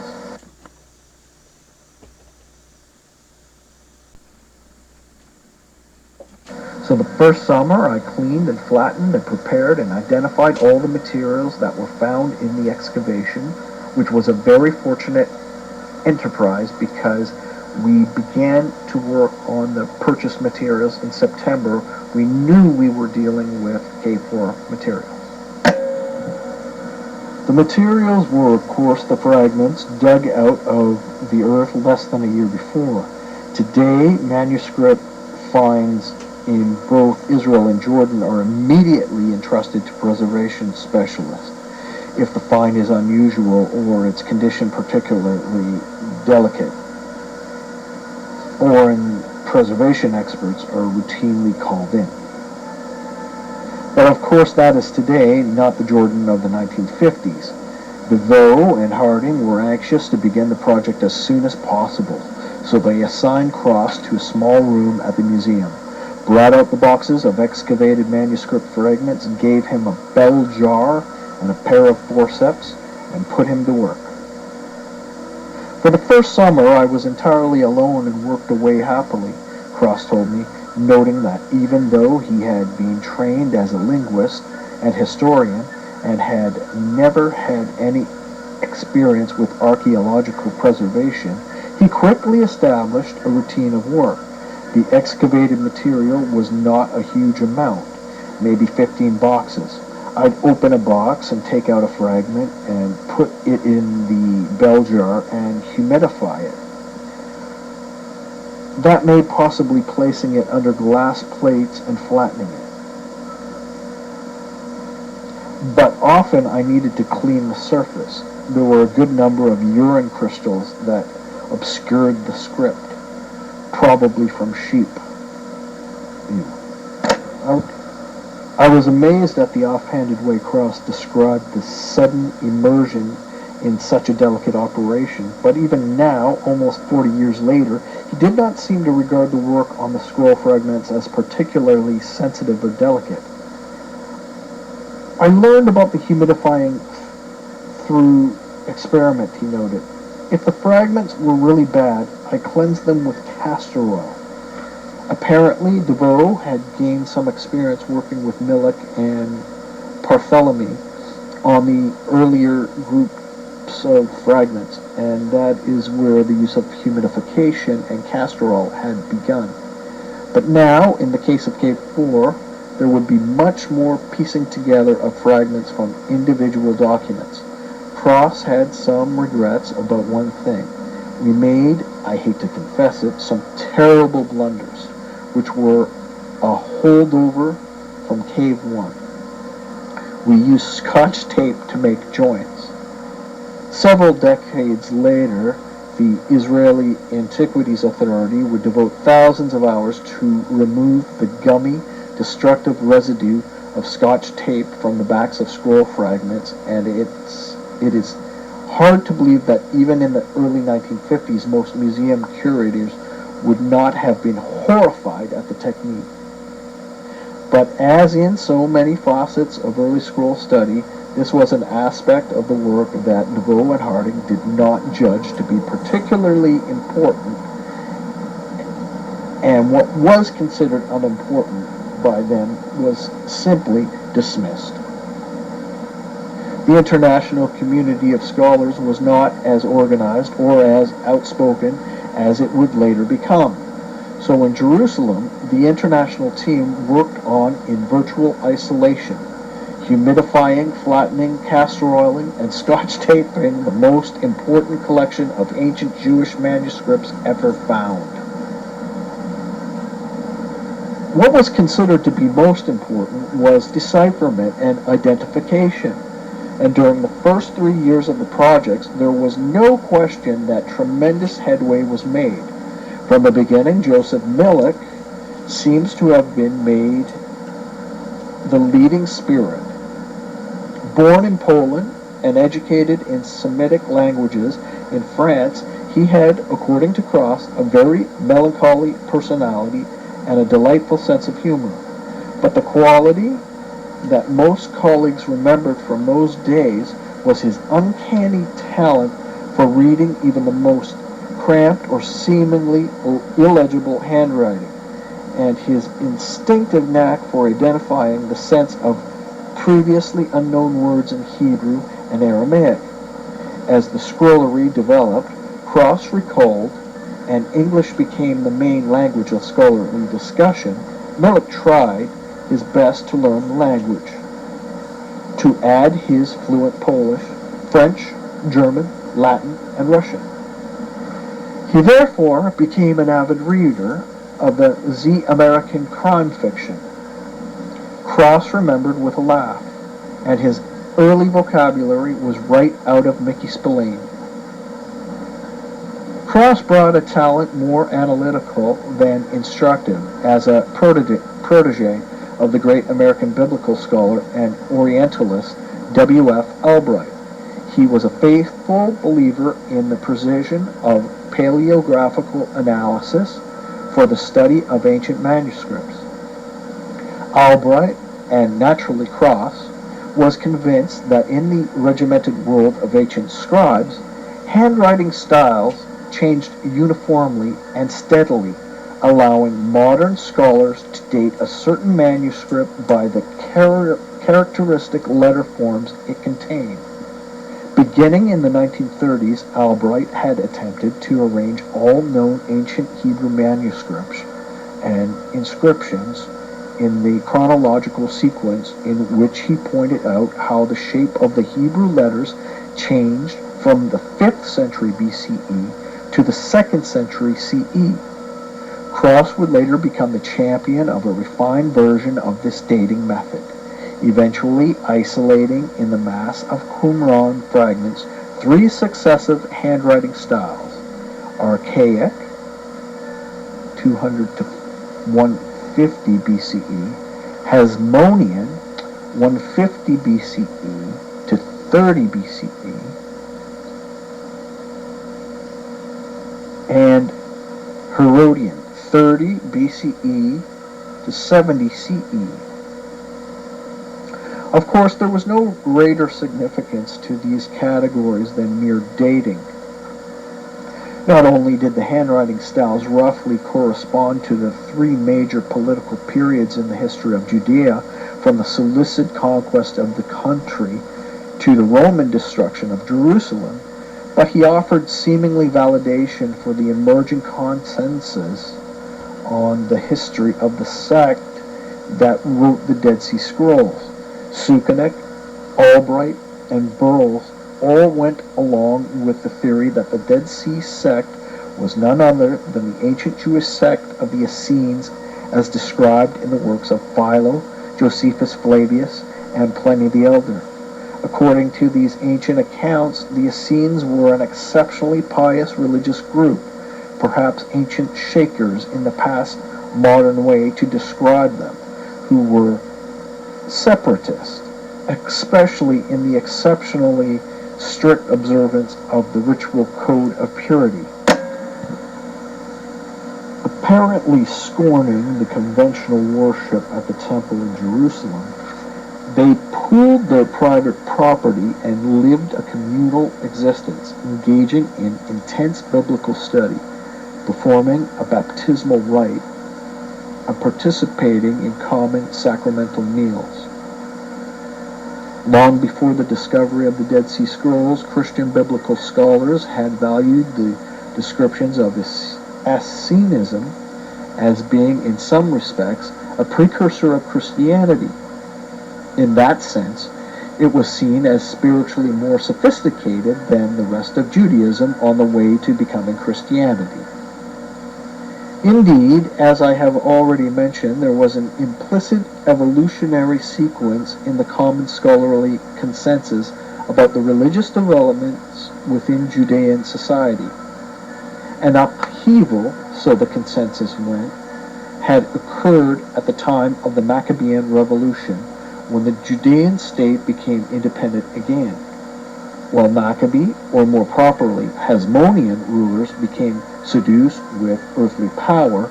More spiritual groups, the Pharisees and the Essenes among them, devalued political objectives and thereby represented the developments that heralded the way toward what the Christian scholars considered to be the sublime and unique faith that was Christianity.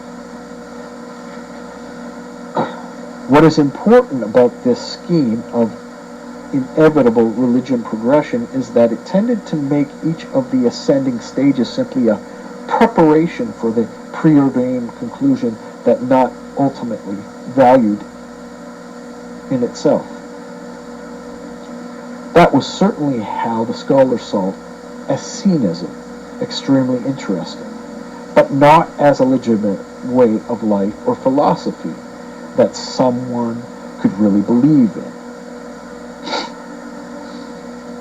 It, like the Dead Sea Scrolls themselves, was as valuable background material for understanding the spiritual world of Jesus, and as a source of literary parallels to understand better the idioms and allusions of the New Testament.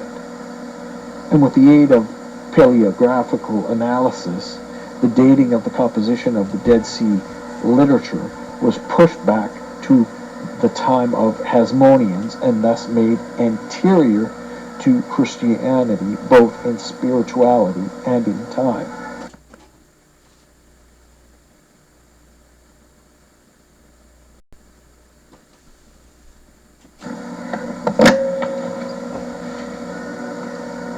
Though there were inconsistencies and uncertainties in the ancient sources about various classes of married and unmarried Essenes living in town and cities as well as the Dead Sea region, the correspondences were close enough for the scholars to be drawn into something of a vicious circle. The descriptions of Josephus, Philo, and Pliny were used to explain obscure passage of the Dead Sea Community Rule and Damascus document, and quotations from those scrolls were in turn used to shed light on obscurities and inconsistencies in the surviving descriptions of the Essenes. What was striking was the way in which the customs and apparent beliefs of the Essenes were seen as rather static and completely detached from Judean political and social reality. If the paleographical analysis of the scrolls was correct, the formative period in the life of the sect took place around 150 BCE, and the authors of subsequent documents continued for more than 200 years to pour out their scorn against the wicked Hasmonean priest and to praise a teacher of righteousness who was apparently persecuted by them.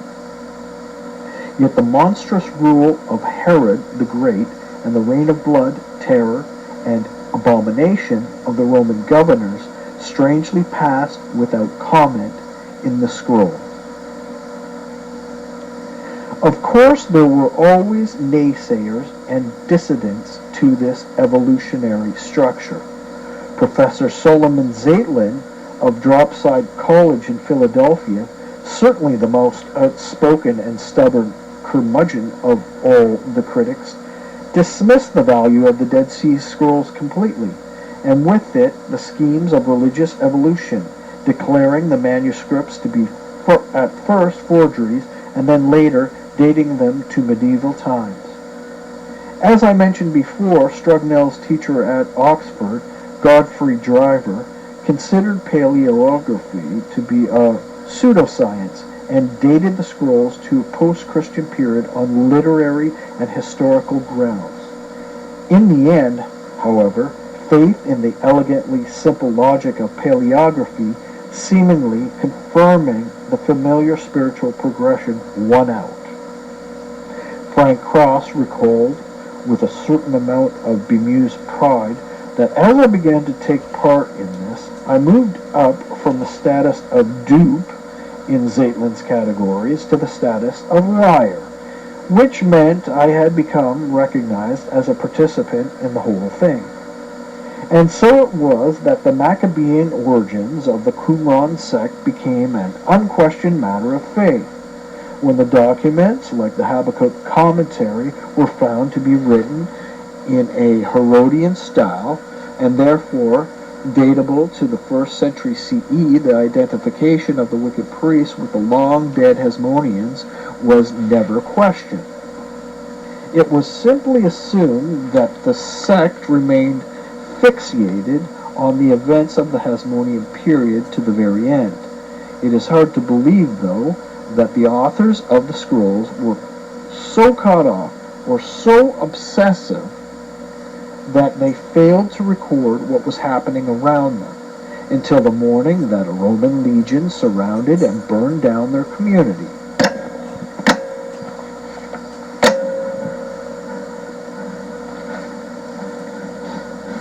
The cultic missteps and lack of sensitivity shown by the Hasmoneans, after all, seem like the mildest of transgressions when placed beside the appointment of sycophants and stooges to the office of high priest by Herod, the blasphemous provocations against the temple by Pontius Pilate, and the unspeakable corruption and duplicity of the high priest of Jerusalem and the later Roman procurators.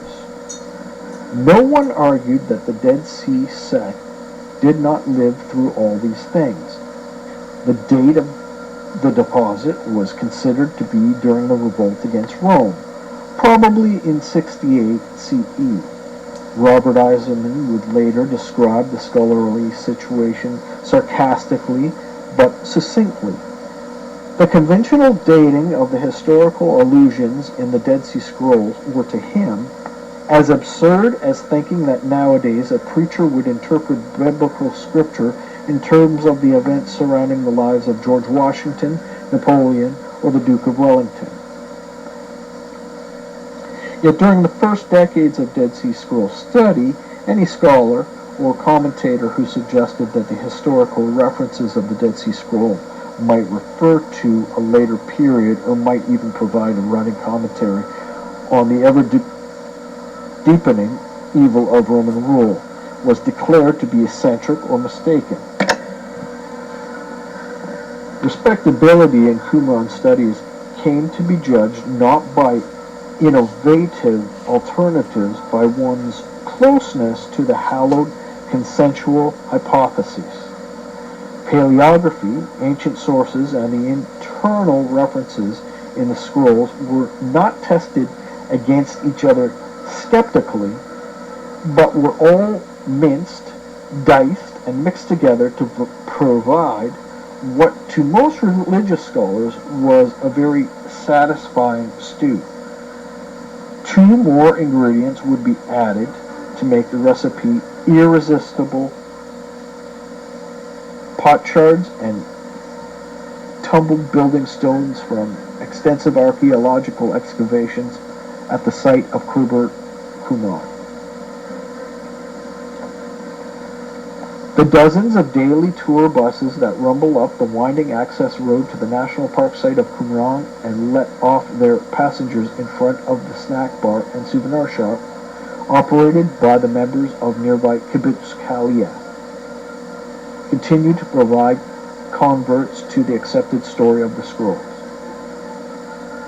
The spectacular landscape of the looming, cave-filled cliffs on one side and the ruin-strewn plateau overlooking the Dead Sea Scroll on the other conspire to make a web of dubious archaeological assumptions seem like historical bedrock. Most visitors leave the site perhaps not remembering all the dates and the details. But I'm convinced that most take away the feeling that the story of the scrolls and the Essenes is to archaeologists and other scholars above questioning or doubt. After standing near the entrance to the ruins and hearing the story of the Bedouin discoveries, the visitors are led past a ruined tower through a labyrinth of half-standing walls. There, with the help of the guide's dramatic monologue, they are told of the establishment and subsequent history of the isolated monastery, where Essene monks wrote their scrolls, and their sacred meals performed their ritual baptisms, and dreamt of the great coming war between the forces of light and darkness, until, of course, the Roman legions arrived and smashed, and torched those dreams away. The terse informational signs placed here and there through the ruins by the park's authority act as subtitles for the story. Here is the scriptorium, there is the dining hall and the kitchen, here is the assembly hall.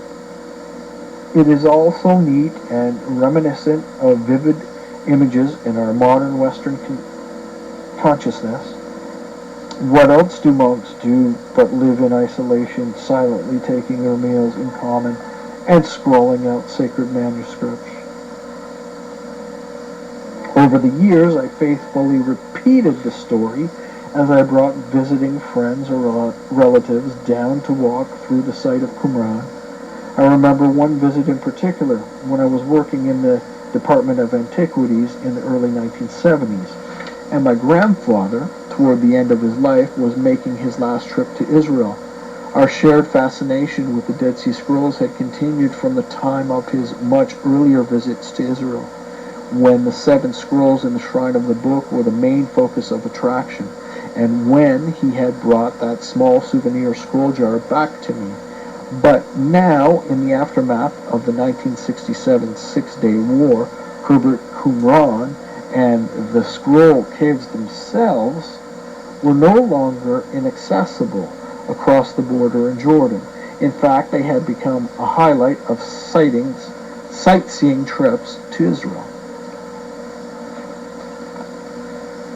We traveled around the country for several days together, and I suppose we could have posed for a photo in any of the other familiar Jewish American tourist places, in front of the Western Wall or the Knesset, at the foot of Masada, outside the Hadash Hospital, or along the lakefront at Tiberias.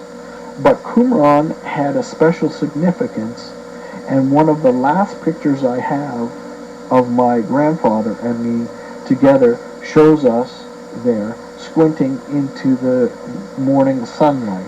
Me with my long hair, mustache, Israeli shorts and sandals, and him with his sensible slacks, sports shirt, sunglasses, and Miami Beach tan. The bleached white limestone and dark entrance of Cave 4 can be seen clearly in the background. Nearby are the ruins of excavated settlement. We both were fascinated by the history of the place, and here we were in the middle of it. But what I didn't realize at the time, and I didn't start to realize until about 20 years later, when I began to listen seriously to the critics, is that the archaeological site at Qumran, as it is now described and presented to the public, is not history, but an interpretation. It is no less an artificial ideological construct than any other religious monument. In my days as an uncritical admirer of the Qumran project, when I would occasionally, silently and respectfully, enter the storeroom at the Rockefeller Museum where the Qumran finds were deposited, I had no nagging postmodern doubts that archaeological interpretation was not history. If an excavation was conducted carefully, if the finds were closely studied and accurately dated, it was possible, I believed, and was taught, that an objective picture of the site could be obtained. The excavations at Qumran conducted between 1951 and 1956 by Père Deveau on behalf of the Jordan Department of Antiquities, the Palestine Archaeological Museum, and the École Biblique were respected as competent and thorough.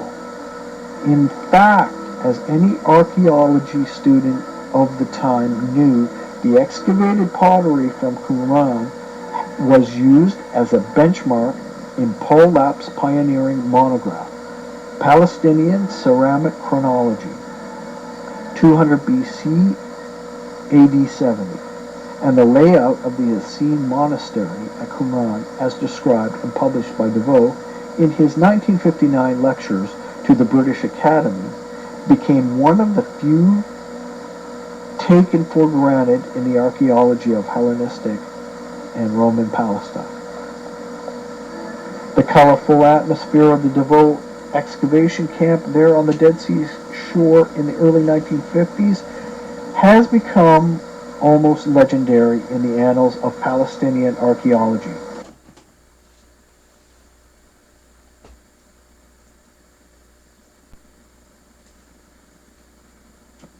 Frank Cross, who participated as a staff member in the 1954 digging season, recalled that Deveau was a wonderful leader and the food was great, and he especially remembered the party held at the site to celebrate Devoe's 50th birthday with glasses of cognac raised high in toast again and again.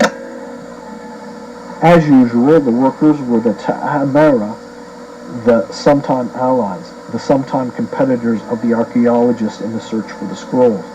Muhammad, the wolf, one of the three Ta'amara who started this whole business by their discovery of the cave 8 years before, was now a married man, and he was one of the workers.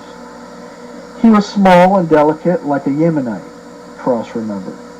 He had a very nice face, but he was not a celebrity within the tribe, and he certainly had no station of prestige. I believe he got a rifle and his first wife as his share in the sale of the scrolls. Cross also recalled the daily down masses held in the ruins by Deveau and the other Dominican scholars. Photographs from the period show Abbe John Starkey, a member of the international team and a member of the staff of the Qumran expedition, celebrating Mass with hands raised in the Orans position next to an ancient wall that had been covered with an altar cloth. The image of white-robed Dominican friars directing Bedouin diggers was unforgettable to those who ever visited or wrote about the dig. But there was something more pervasive than mere background color in the phenomenon. Every archaeologist approaches his or her site with some sort of preconception about the kind of things that they're likely to find there. It is impossible to approach a jumbled mound of rocks, dirt, and broken pottery without having some preconception of the kinds of buildings or artifacts those shattered fragments once were. By the time of the first Qumran excavations, the scholarly consensus about the authors of the scrolls was that they were pious, quietistic monks in the wilderness, and it is not hard to see where Père Deveau got his store of mental images with which to reconstruct the finds. I'm not suggesting that in any case Deveau consciously manipulated the evidence. As far as can be determined from his regular excavation reports and other writings, the expedition team did the best they could to distinguish the stratigraphic levels accurately, to record the position of all pottery vessels, coins, and other artifacts, and to draw an accurate map of the site. And there is no question that the ancient settlement was communal in nature. But what kind of community? It takes a leap of faith to deduct from the ruined furnishings of a room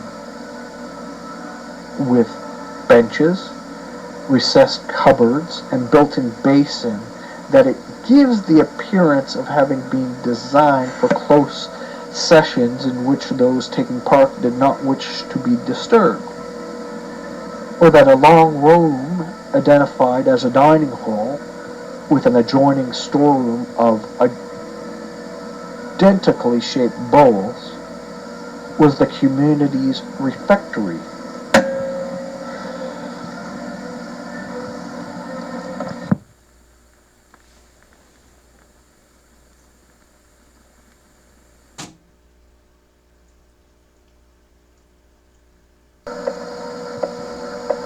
There is also DeVoe's identification of a room with shattered plaster tables and 2 inkwells as a scriptorium.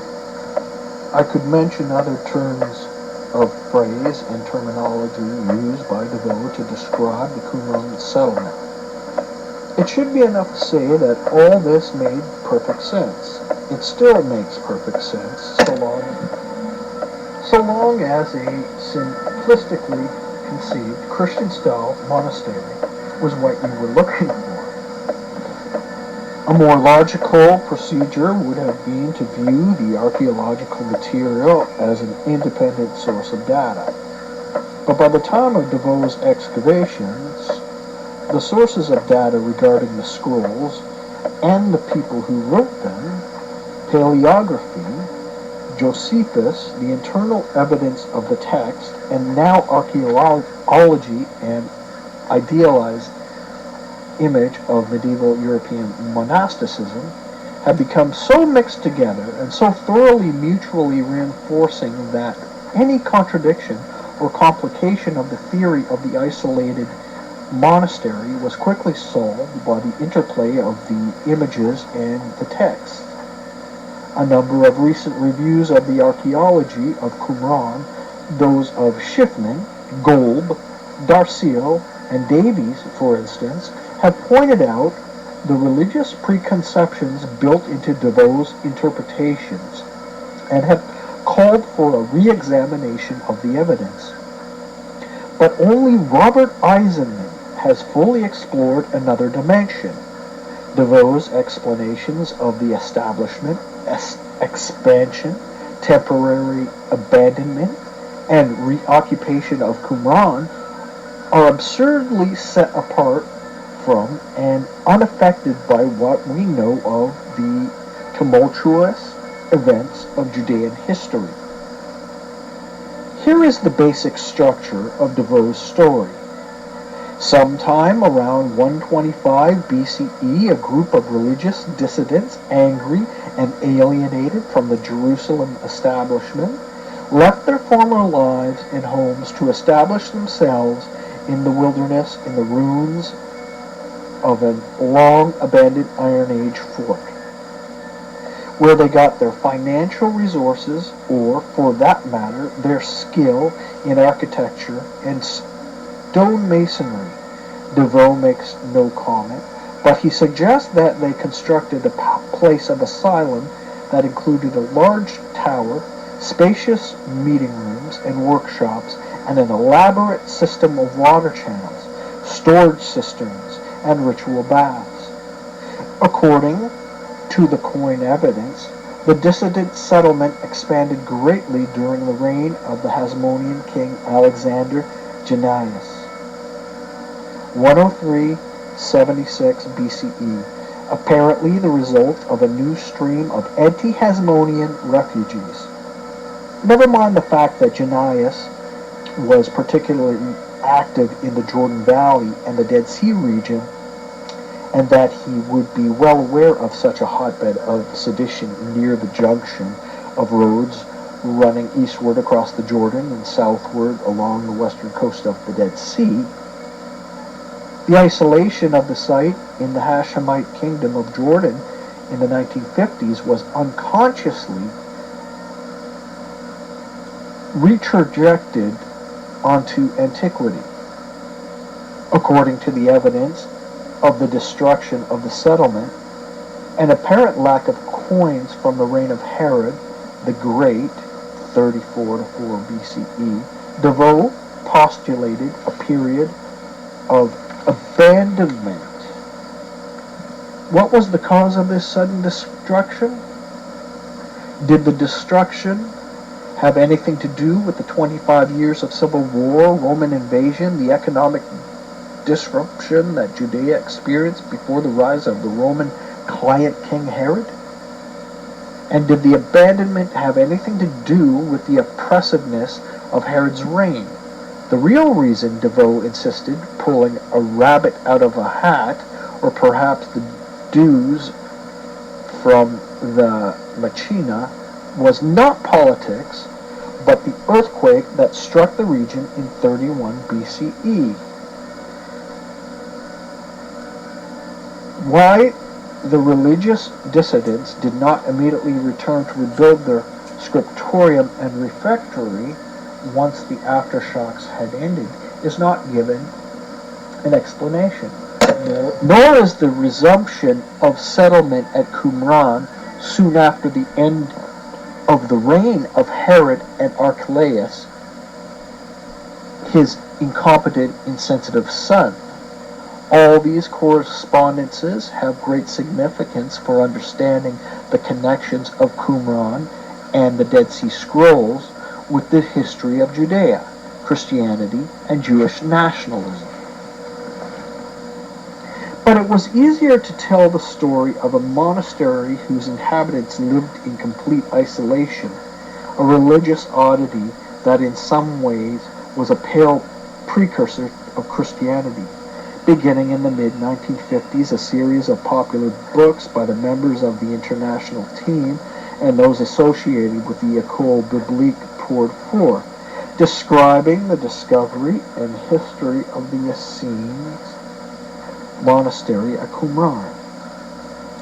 Even though there were minor divergences in the details of their stories, Cross's The Ancient Library of Qumran, Millik's Dix ans Discoveries dans le Désert de Juda, and Van der Ploeg's The Excavations at Qumran were all singing from the same hymnal, that Qumran was an isolated, serenely apolitical settlement of monks away from the din of war and politics in Jerusalem. There was nothing here that would challenge the historical uniqueness of Christianity or suggest a connection with the characters of the Gospels or, for that matter, of the Jewish revolt against Rome.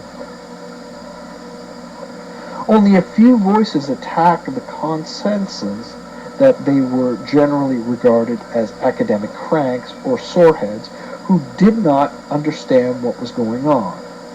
What was going on, in fact, was a neat compartmentalization of Judean society, robbing it of the overall coherence that would have made possible a new insight into the social conflicts and political reality that lay behind the rise of Pharisaic Judaism and Christianity.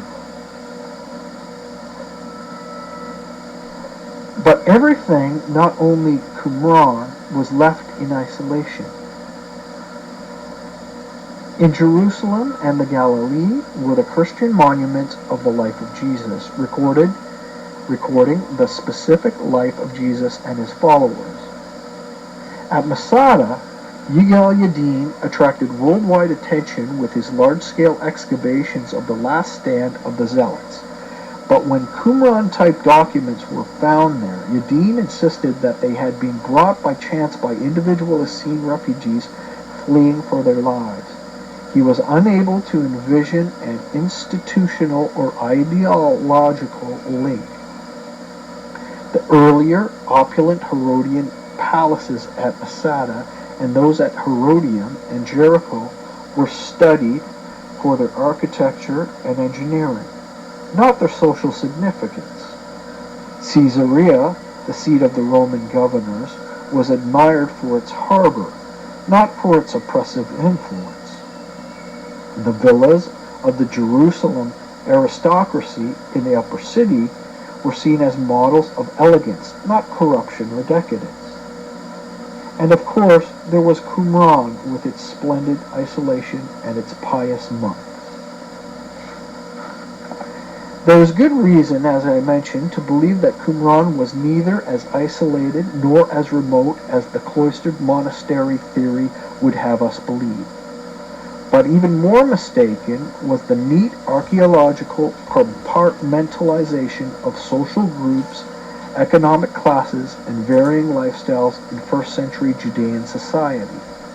In a living, dynamic society, rich people, radical people, stylish people, and pious people interact and react with one another. That is how history is made. But like Josephus Flavius, the Jewish turncoat and self-interested chronicler of the recent history of his people, the 20th century scholar made little effort to understand how all the pieces fit together. The familiar story of the isolated monastery in the desert was too facile an explanation to fulfill the real object of the exercise, to reconstruct or at least attempt to understand a complex, dynamic historical reality.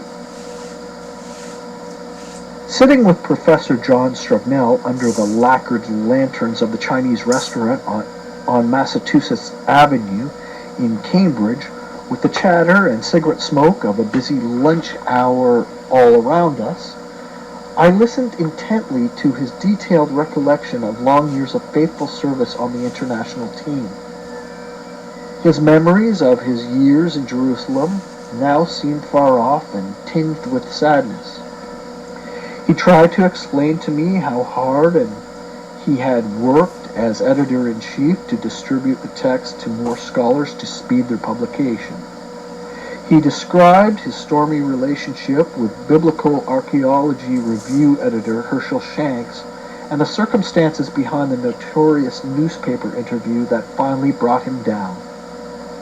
Yet even now, Strugnell could not understand why he had been chosen as a target, why there had been such an intense public uproar over the behavior of what, to him, everyone should be as quick as we were, he insisted, citing, for instance, the scholarly publication of the well-preserved Gnostic manuscripts found at Nag Hammadi in Egypt.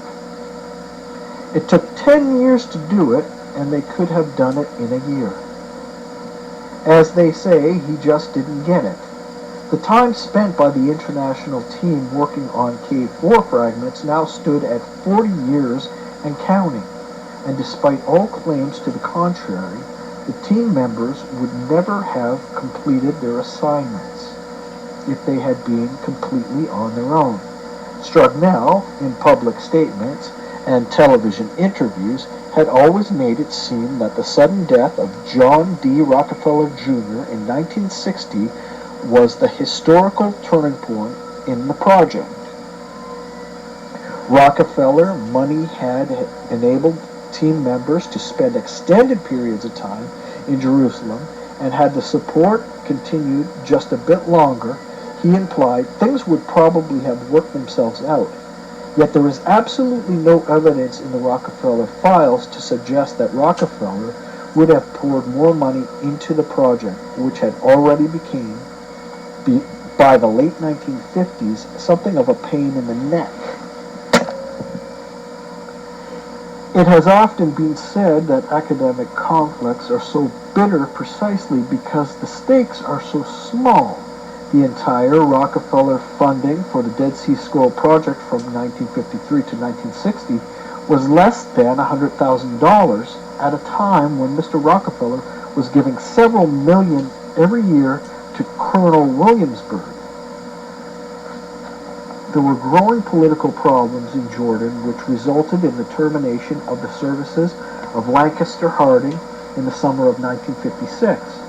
Then, through the period of the Suez Crisis, there was constant agitation for the nationalization of the documents and the increasingly stringent restrictions on the future disposition of the text.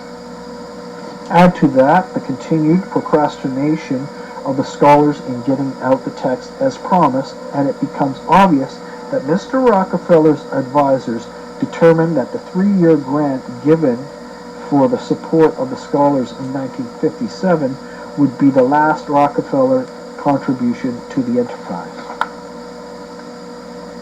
By 1960, in fact, the basic work had been completed according to the memories of both Croft and Strugnell, although the plates of unidentified fragments were still laid out on the long tables in the scholarly cross record that only tiny pieces remained to be identified. The transcriptions and rough translations had been made for all of the assembled documents, and the comprehensive coordinates was compiled. So at a certain point, Cross told me, DeVoe came and said, look, you've gone as far as you can, you have to stop. But the years passed and still none of K4 volumes appeared. In fact, the termination of the Rockefeller funding gave a new excuse for delay and deferral. According to Strugnell, very few of us had any money to keep us alive while we worked on the scrolls, so the members of the international team divided up publication rights to the material and went their separate ways. Strugnell found a teaching position at Duke and later with Cross at Harvard. Allegro was back at Manchester, Skehan at Catholic University, Millik returned to Paris, left the priesthood, and worked for years at the Centre National de la Recherche Scientifique. Now the team members work mainly from photographs, only occasionally coming out to Jordan to examine the fragments themselves. The volumes of the official publication series came slowly, and the vast majority of the K4 text, though transcribed and offered for discussion in private seminars and occasional lectures, remained unavailable to the scholarly public at large. It was not a conspiracy to suppress things, but a closed club of scholars who now had many other academic commitments besides publishing the Dead Sea Scrolls. Yet rather than give up their exclusive publication rights or publish their text in an unfinished state, they held on. The Israeli conquest of East Jerusalem made matters even more tangled, and the status quo endured. To interested outsiders, not blessed with personal connections to the inner circle, the situation eventually became intolerable. Herschel Shanks put it eloquently and succinctly in an op-ed piece in the New York Times on September 7, 1991, at a moment when the scholarly monopoly over the scrolls was about to be broken once and for all. I believe that under international law, these editors are trustees, fiduciaries, Shanks wrote with both passion and conviction. The real beneficiaries of this trust are all the people whose heritage is illuminated by these precious texts, not an elite group of scholars or even a single country, culture, or religion. In making these manuscripts, they were furthering their fiduciary assignment. They were working for us. By keeping them secret for more than a generation, they have breached this trust and violated their obligation. It is they who are the lawbreakers. It is they who are stealing from all of us, not we from them. And outside, public pressure eventually accomplished what quiet, respectful appeals to the members of the international team never could.